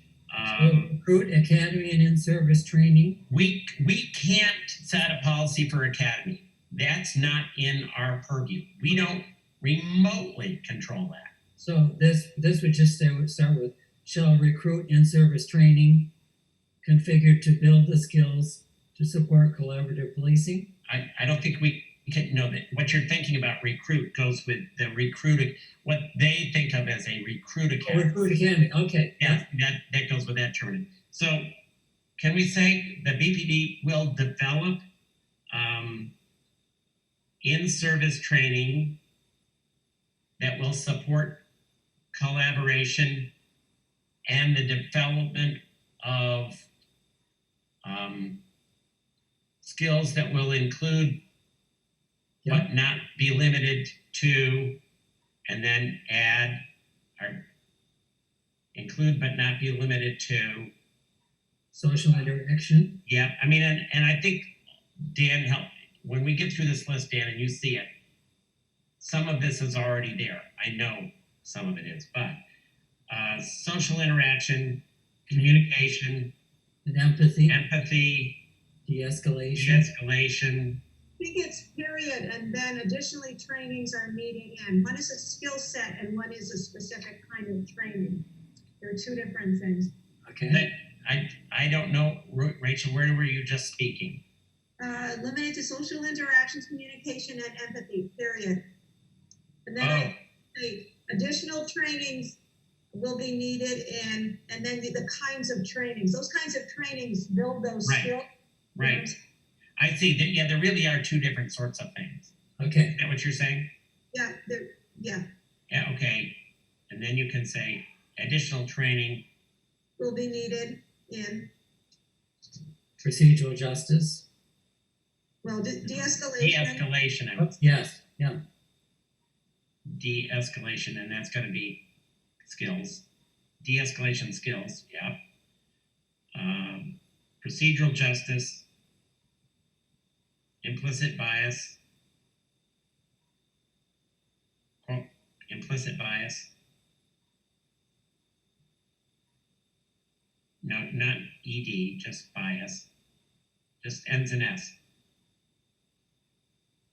Thank you. Cultural awareness.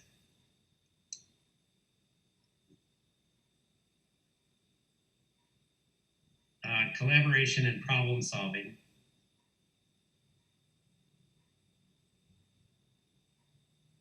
And quite frankly, I don't understand the next sentence. And evidence-based policing. I can read it, but I don't understand it because all of that really is evidence-based policing. I think it's a little bit broader. It's being able to look at the data and then look at what you're doing. So it's a more of an umbrella kind of thing. I think it's really important in there actually. Okay. Because there may be other practices, but they really need to be based in evidence versus I feel. Okay. I mean, yep. Okay. So right now, Linda, after problem solving, put a comma and evidence-based policing. And Dan, I'm going to say, I'm assuming that some of this is or much of this is actually already done. Yes, Right. it might not be in trainings specifically worded or titled Yeah. those things, but those things are all incorporated in various trainings that we do. And and that are mandated? I mean, it depends on domestic violence is mandated, and that at times, depending on the Instructor. training outline will cover things like cultural awareness, implicit bias, that's fair and impartial policing, that's mandatory. Yep. I'm not sure what you mean by procedural justice, though. That's sort of the stuff I'm going to suggest that's sort of the stuff that you've been working on, or the department has begun to work on with Curtis Reed. Okay. Yep.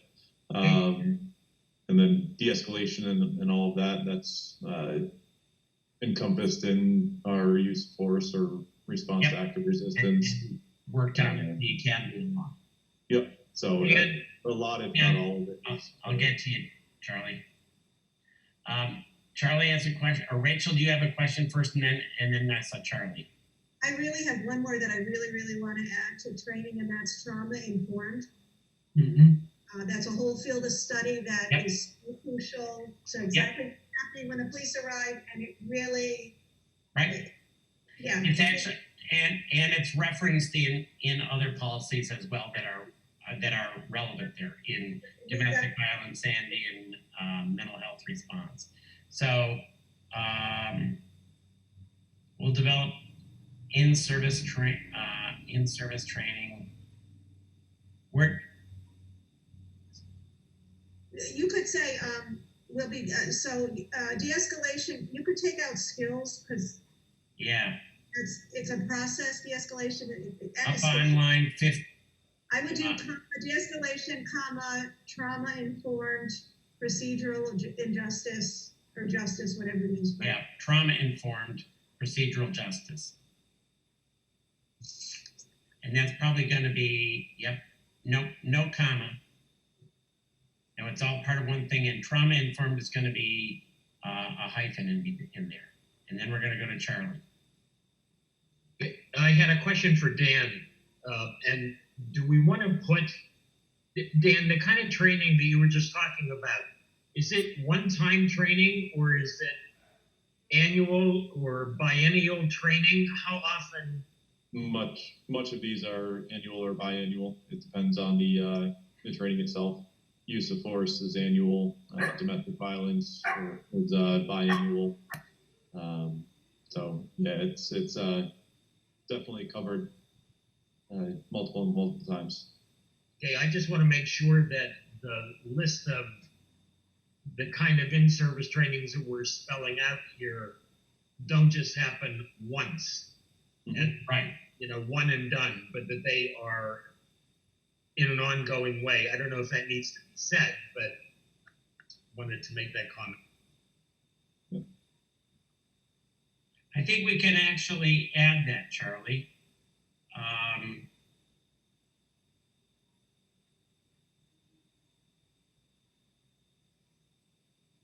How about something like at least once every 2 years or something? I'm gonna ask us to resist that. That's more of a procedure, but I do think we can say something about we recognize that these trainings will need to be repeated. You could say on an ongoing basis. Yeah, or create develop in-service training.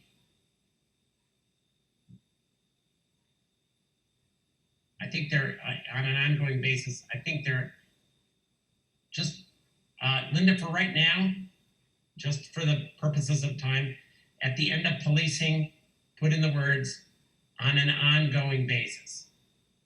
I will know what that means. And Bruce, do you want to change the will to a shall? I think so. Yep, right up there. I think we really need to think about shall. These are instructions. Now, if the when the chief looks at this and says, but we already do this, I'll say, well, then you shouldn't have a problem with this. It's there. And we all recognize that some of what we've said before is what they are doing, but can do more of, and can do it really in conjunction with in support of collaboration. Can we go to a D, please? And everybody, I'm aware that it's 5:45. We may not have very many definitions, so D. So here's just an idea. The building of positive relationships with the community will be the top priority for the Bennington Police Department. They've started with no practices more about the law enforcement than the building of. I understand that. I think that the building community relationships is really detailed in here already. Yeah. And maybe it would be able to be included in the proactively engaging with diverse communities, and and establishing. I'm looking at A, and I realize it lays the burden on, if you will, on the police chief initially, but then within the department to establish collaborative relationships and partnerships. Do we need to say it again? I guess is the question. And I'm thinking not. Go ahead. Rachel. Yeah, I would argue. So I think that the other things we wrote are more about a collaborative, we're going to sit down and have a meeting kind of thing. And this relates to something that Mar said earlier, something about when somebody comes into the police station being, respectful and that, which to me is not collaboration, but is about building relationships. So I think one is a formal thing around collaboration, and the other is just that we also, that those are based on both in meetings as well as our everyday interactions. So this is more on a personal level, and that really nothing can happen unless, this is the base of everything. Right, but here's my question. Yeah. What is it a policy? I mean, how do we put that in a kind of policy statement? Police department shall be. I mean,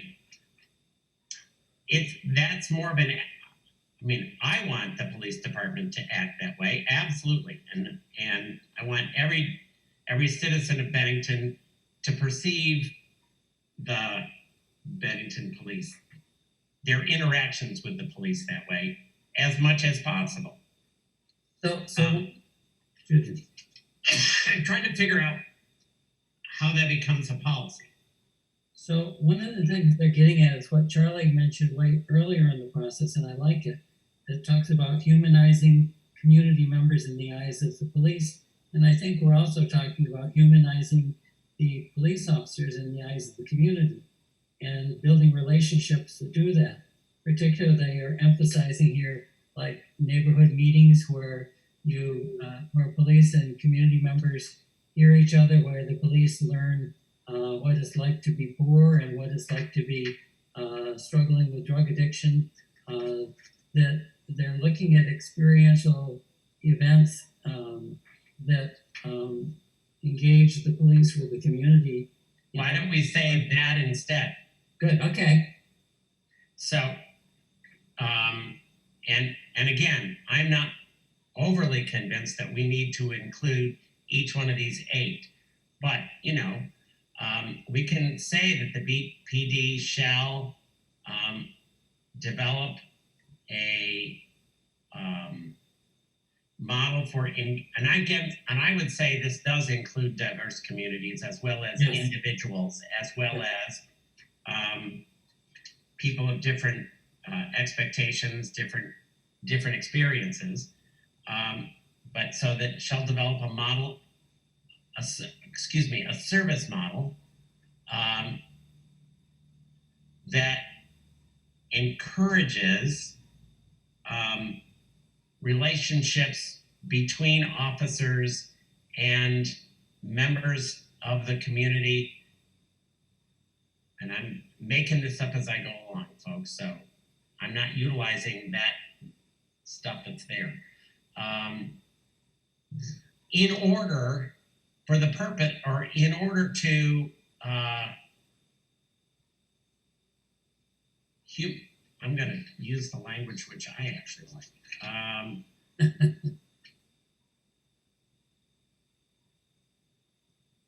In order to develop, or in order to, I don't like the word develop at all. In order to humanize the community to the police and the police to the community. And I'm going to use that language right now, even though it's touchy-feely and vague and almost non-measurable. You could put a scanner on people's faces when they see a police officer coming in. Holy God, no. And then you would know then. Yeah, but you know what? Facial scanning is a horrible Yeah. You know, I I'm am. not advocating that. I just Thank you.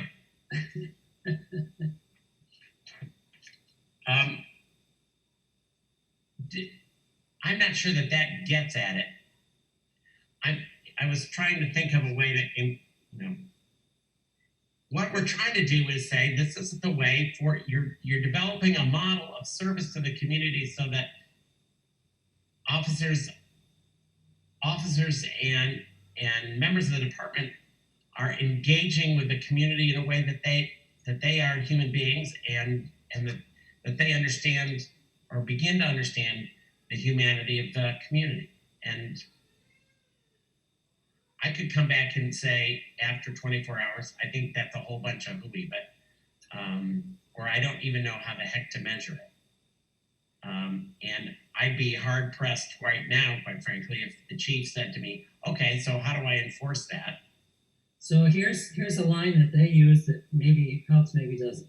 Relationship building requires officers to get out of their cars and engage in regular face-to-face contact, be effective listeners, and show community members they care and empathize with their problems and concerns. Right? That also assumes that officers are stuck in their cars. Well, it's a measurable goal. That's all I was thinking. I hear you. I think it is a measurable goal to some degree. And I like the idea, you know, that's why we have bicycle patrols. Yeah. That's why we have people walking streets. Yeah, Rachel. So I wonder about, these are just, I'm throwing out there some words. Instead of saying service model, Yeah. to develop, I might use a practice that encourages relationship. And then I might say something, because you try to build positive interactions. Yeah. So now there might be negative interactions or no interactions. So you could measure positive interactions. You know, how many conversations whatever. I mean, that's a measurable thing. Yeah, you could do that. Maybe.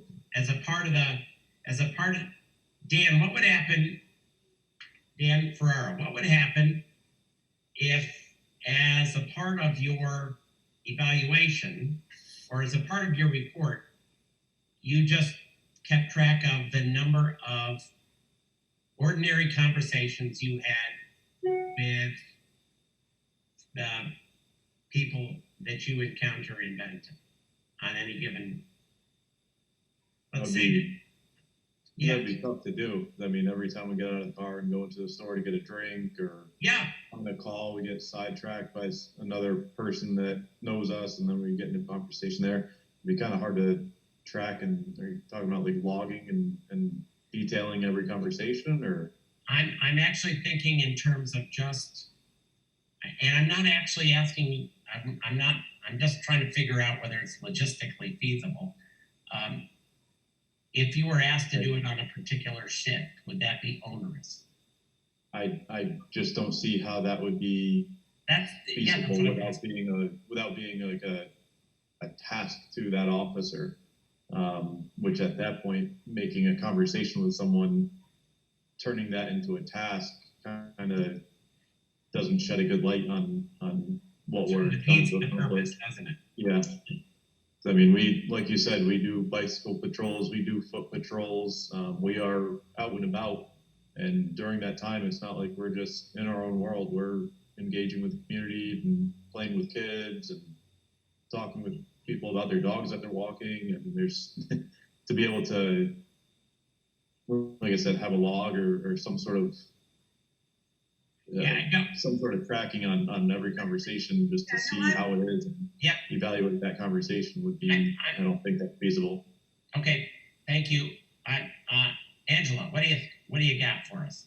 I don't think it's so much about what the officer does on the regular part of their patrol day in, day out, but of having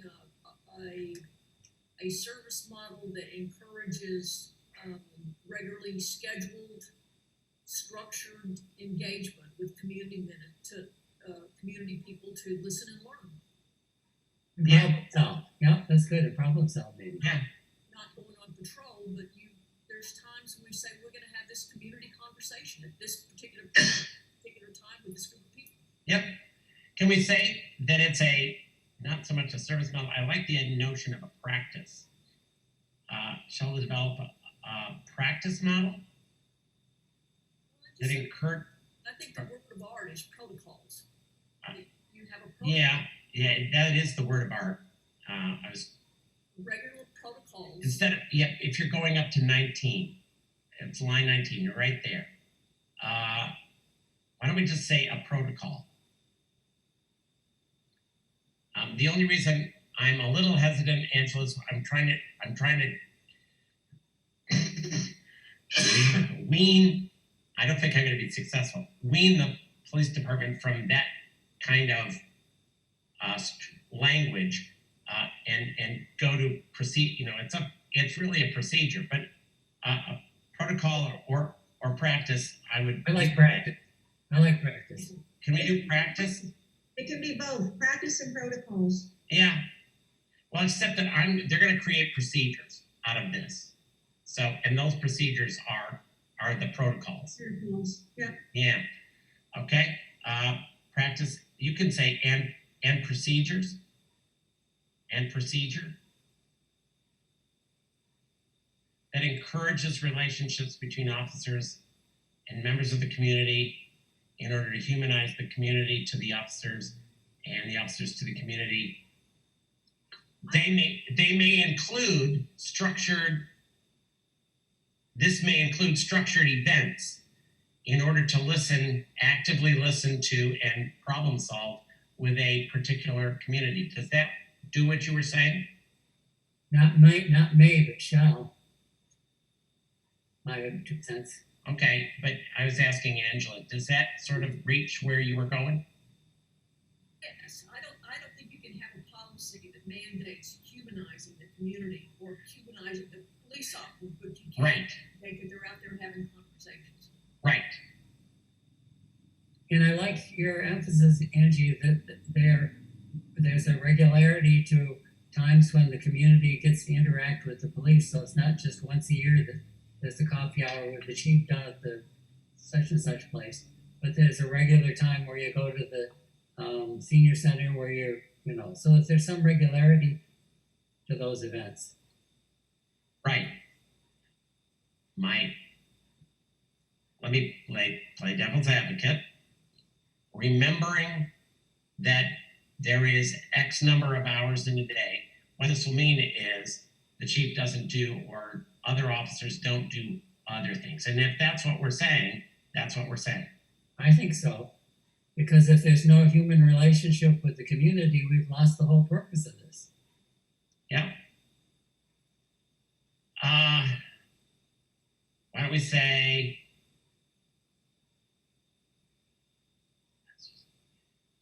after the word community on page, and we may delete this in the long run, on line 21, after that, no, you don't need to delete where you just wrote. Go back. Include, yeah. Okay, after the word community, put a period. That's what I was going to try to say. Sorry, Linda, you anticipated me too fast. And I'm still going to try to stick to may. I realize that we all want to say, you gotta, the dilemma, I want them to be creative about how they do this.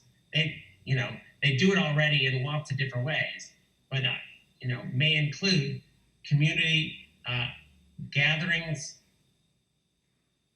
or other events. Yep. For conversation and problem solving.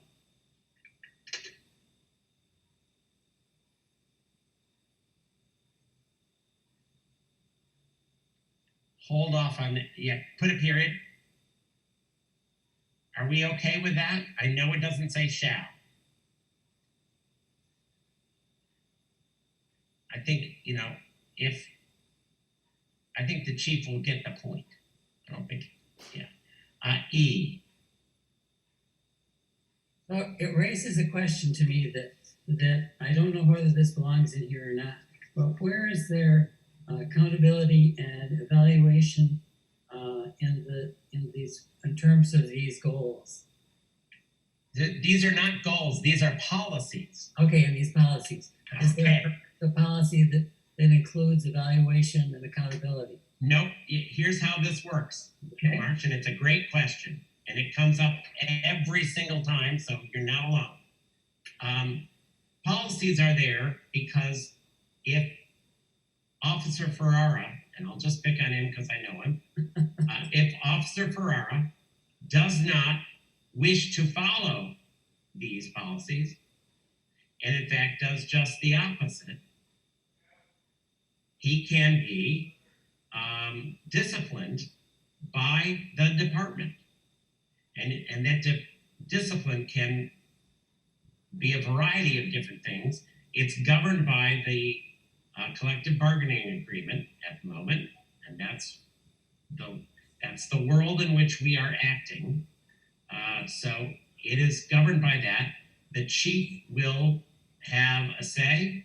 There is an appeal to the town manager, and after that, courts get involved. But it could lead to his dismissal. It can mean a dock in pay. It can mean a person is put on desk duty until they have demonstrated that they understand what the policies are and that they're willing to follow them. This is an issue that comes up all the time. We do not have right now the authority in this document to override any of that process. Okay? Does that help answer your question? I think I'm asking a slightly different one, but I appreciate that background. The question that I have really is for example, we want the police chief to supply leadership in developing collaborative Right. relationships. So when the chief is evaluated on an annual basis, or whether the other officers, is there some way that this priority gets to be looked at so that that's included in the discussion? Not that they're being disciplined, but rather they look about, oh golly, we were going to get together and talk with our neighbors on a regular basis, and look, I haven't done it once this year. So let's up that on the list for next year. Not to discipline somebody, but just to Marsh, that's precisely what policy does. Okay. So it governs not just the police department, it governs the political entities that have to evaluate the work of the police department and the work of the chief. So that would be, in our case, that would be the town manager who evaluates the chief and would evaluate the chief based on the policies. And Dan, help me out if I'm misstating this. The officers actually have to certify that they read, understand, and will follow the policies. That's correct. And even every amended policy that comes out, we read and sign off that we have read the new and or updated policy and understand it. And ultimately, I would say, it's up to the community. The community is.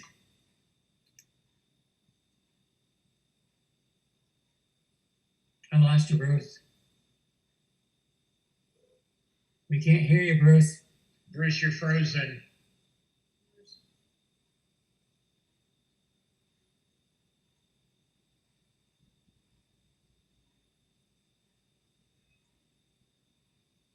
Oops.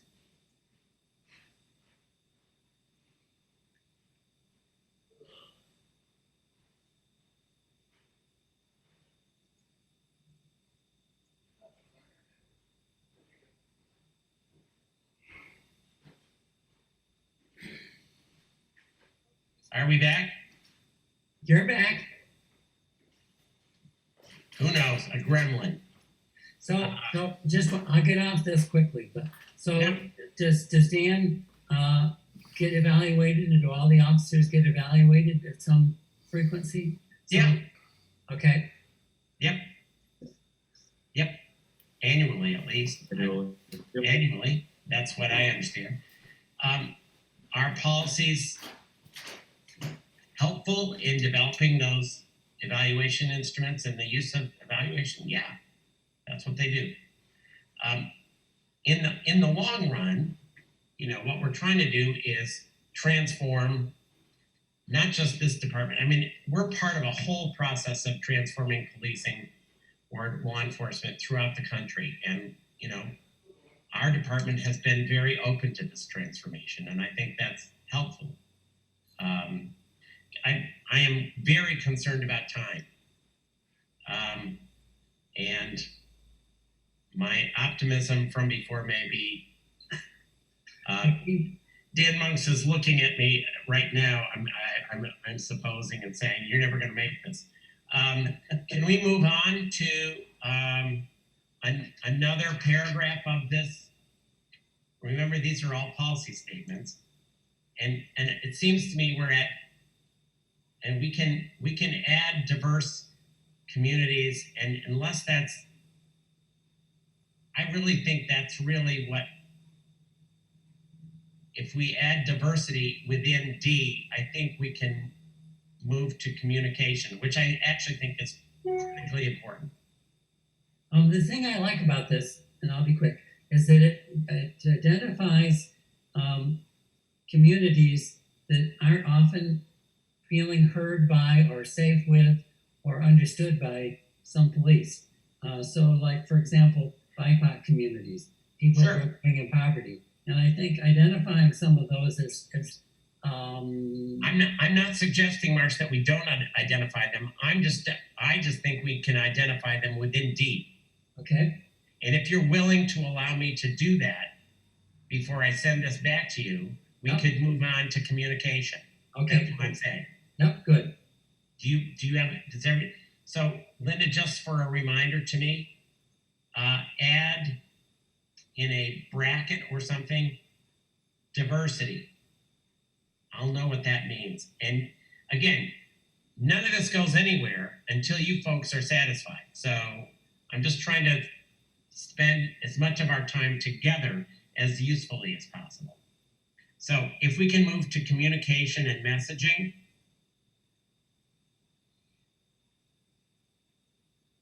The thing that strikes me about this is the importance of communication to be two-way. I looked at the lead page of the police section in the police department report, and it was one-way communication.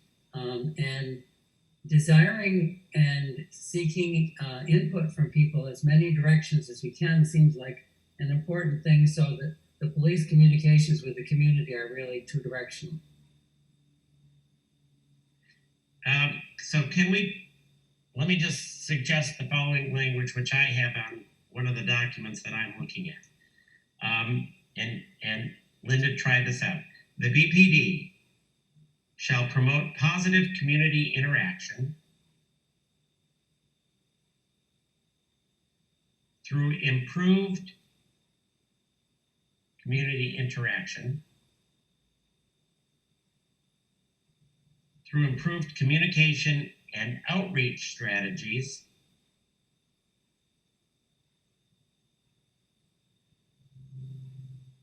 and create an organizational brand, not sure I like that terminology, reflecting the benefits of collaboration. Organizational brand, reflecting the benefits of collaboration.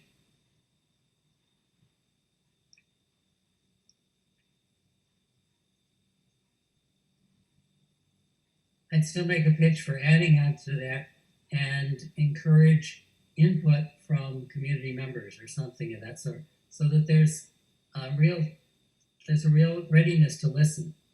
But that's just my thought.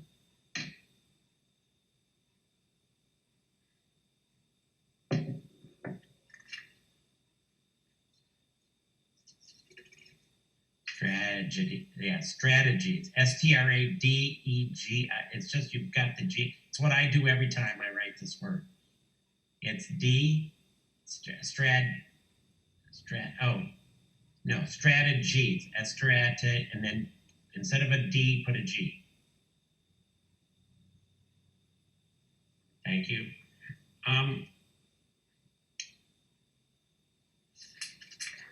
Help me out Marsh, can you say what you put a period there? Okay. Marsh, including input. I hate the term. Can I just say input Right. doesn't do anything to me? Yep. Feedback. I think you could say the department shall remember that all communication involves speaking and listening, or listening and speaking. Let's put listening first. That sounds good. Yeah. The department shall remember that all communication includes listening and speaking.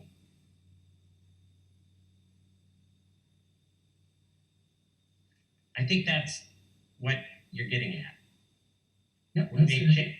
We may change that language. Okay. Okay, I'm not convinced about the rest of this, that it needs to be in policy statement.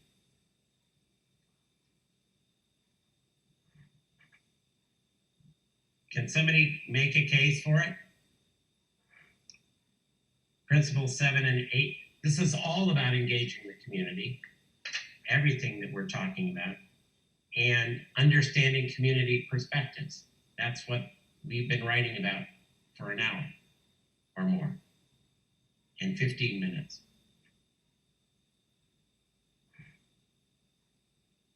What do you think, Angela? Am I just crazy or what? I have to confess that I am not very good at this kind of process. I understand that. I'm just thinking in terms of, have we covered in your mind at the moment, and you're not held to this, have we covered the waterfront under policy? As far as my mind can take it in at this particular moment, yes. And that's all I'm asking, because my mind is, I'm beginning to feel that I've been on 3 or 4 Zoom meetings already today, and I've had my shot. Yeah.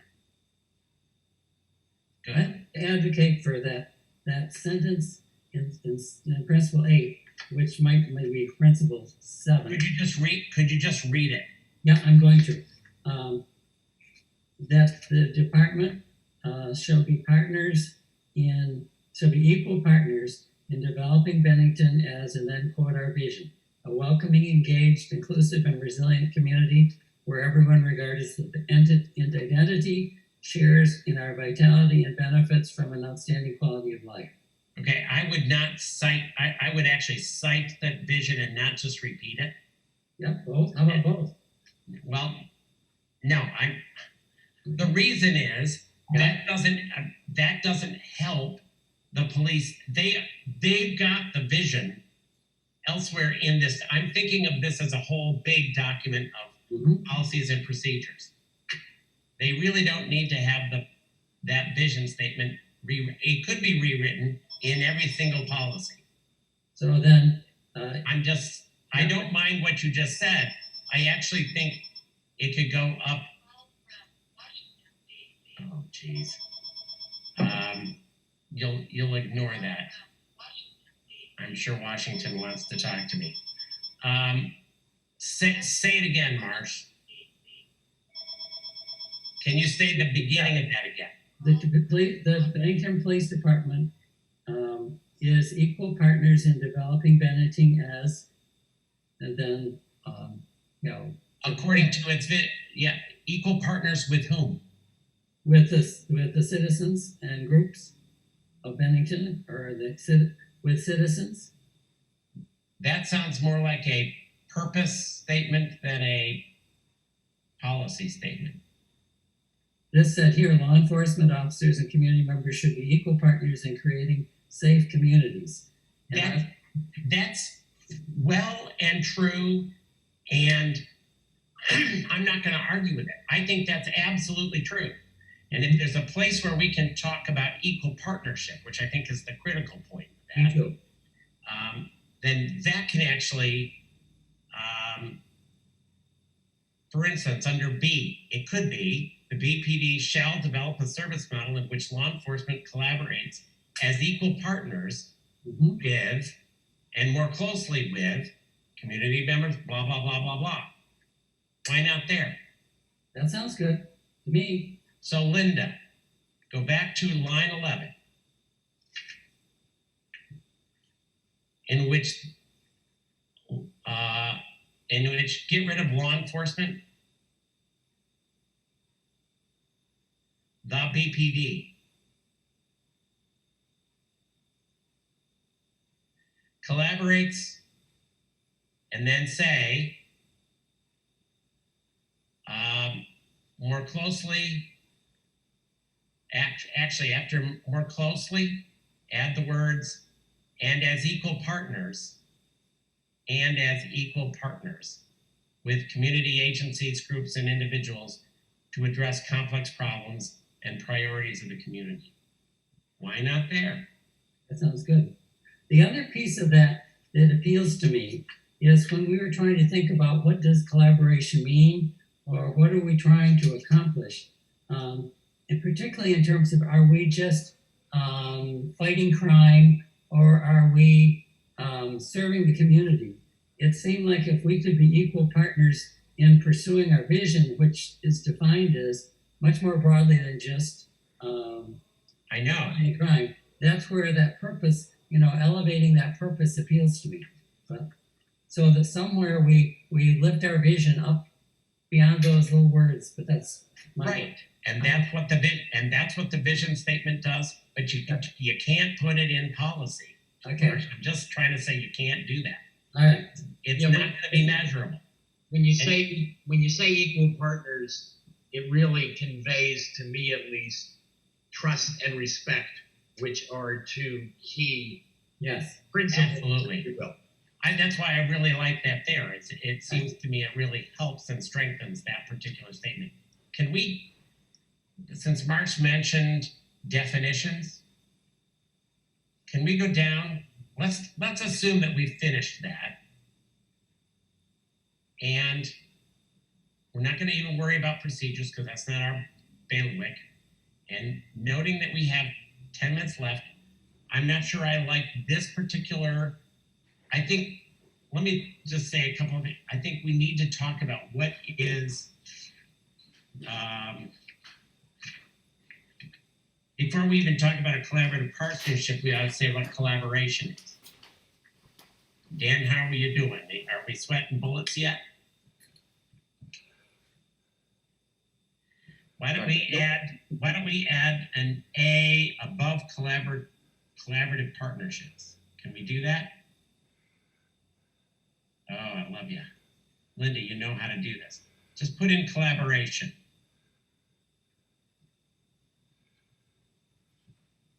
And I'm going to say, I like the definition that's used, and it's police and community stakeholders working together. So write that down, police and community stakeholders working together to address, I'm gonna just say, I don't like crime issues. I don't either. I'm gonna just say issues. By sharing responsibilities, comma, resources, comma, and decision-making. I'm not sure about that either, period.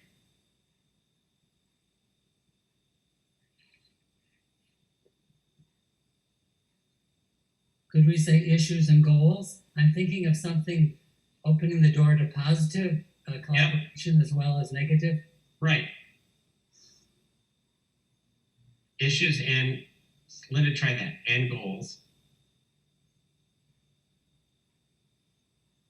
I mean, some degree of decision-making is shared in this process, right? Yeah, and sharing responsibilities and resources is something. Yeah, I don't think the resources and responsibilities are even remotely an issue. I think that's clear. Decision-making, I think, is a harder nut to crack, but I think I could think of ways in which, for example, if there was a collaborative group around child abuse, I could see where that might be. You'd have collaborative decision making. So collaboration, Linda. What about that definition of collaborative partnership?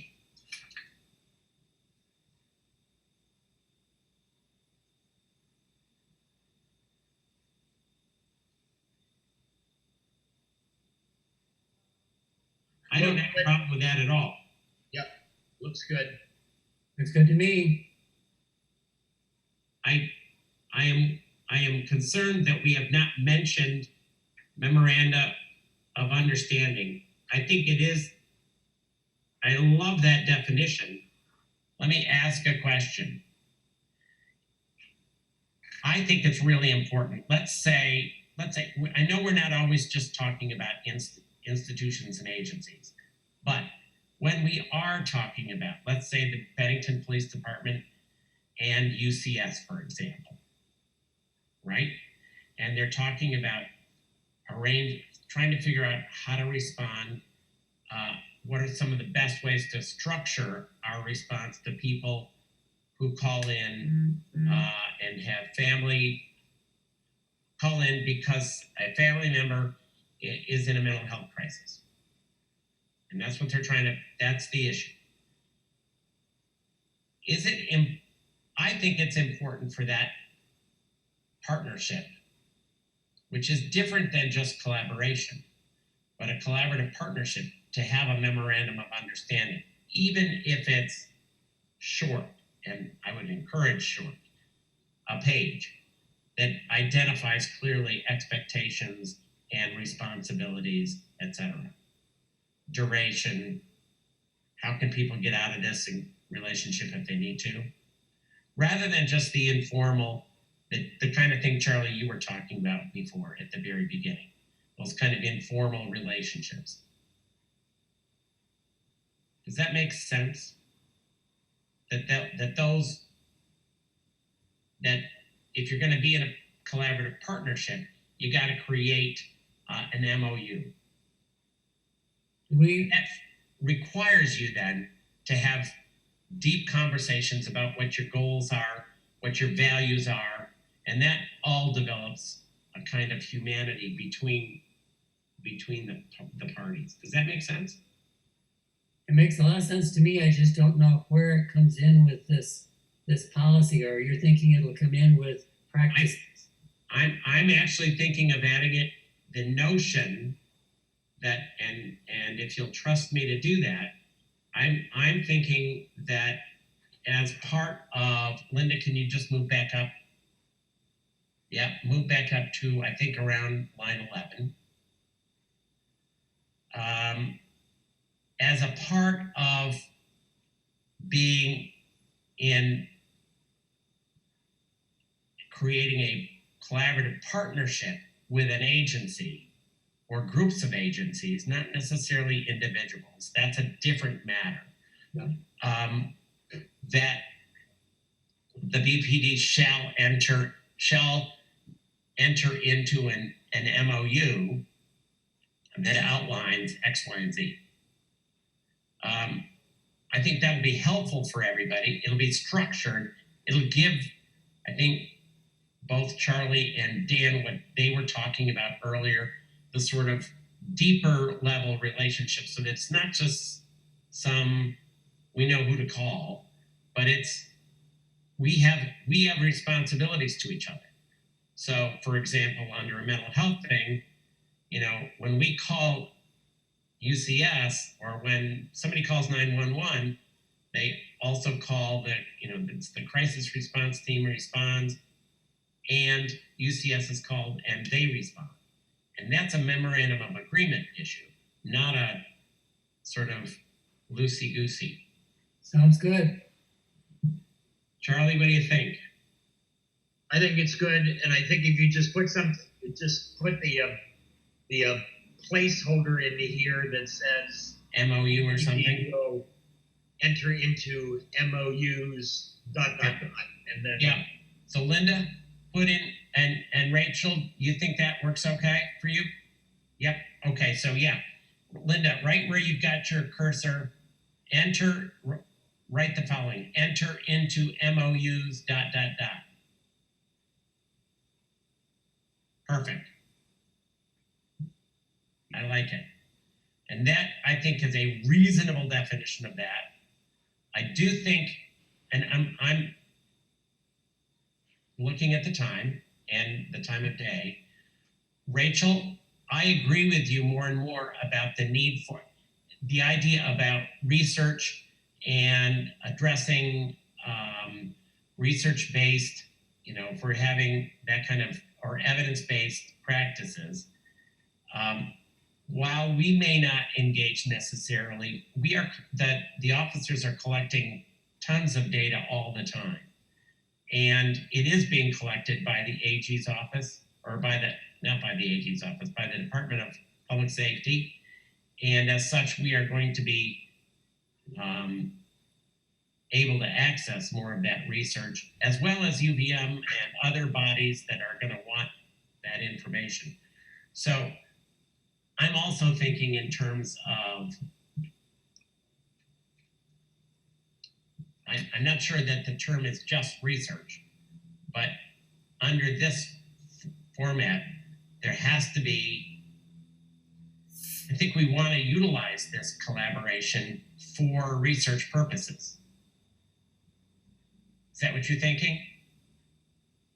Yeah, I think it's a way to look at the data and analyze it and give us some support about, so what does that mean? Where do we want to go? What kind of changes? What's our goals? Does it align? Exactly. Yeah. So whatever you want to call that. It's not, but it's more a data analysis kind of, I think. I think so. Just add that phrase. Why don't we add that? Research and data analysis. Yeah, can you put that right there right now, Linda? And data analysis for the moment. Yeah. And folks, recognizing the time, I will also try to find where in the policy work that we've done that fits. I think there are a couple of places, and because Rachel was good at directing us to do that, that we can actually, before you see this again, you'll see that will be added. By the way, my comments will be added in blue. What I've added will be added in blue, so what you can see. So here's what I'm going to suggest. I'm going to suggest that it's 6:30 and we're all pretty well cooked. I know I am. I am done for the day. It's just a thought. Some of you may have more work to do elsewhere, and God bless you if you do. I think we can adjourn for tonight with the expectation that Dan and Linda are gonna do whatever the magic is they do. And Dan, don't send it tonight because I'm not gonna look for it. Okay, send it to me tomorrow. You should all see it by sometime, at the very latest, by Monday. And then you'll have 5 days, Monday through Friday, to look at it, make suggestions. If I need to, I'll make wholesale changes based on your comments and send it back out to you, because time is not precious at this point. We've got time. We're ahead of the lawyers, so we're fine. They're a little backed up at the moment. So we can refine this document as we go. And Dan Ferrara, I want you to engage in that too. So I know I'm asking you to do even more work than you already do. That's fine. I know. So if everybody would, do you all feel comfortable at your leisure next week looking through what we've created and be as critical as you wish to be? Yes. Good. I see a lot of nods. I want before we leave, Linda Bermudez, thank you again for your patience with me. I don't know how she does it. And for all of you, this was especially hard. Trust me, I understand that. Thank you for being here. Thank you for coming. and thank you for engaging in it. I know it's not easy. I appreciate your work. See ya. Yes, thank you, everybody. Good night.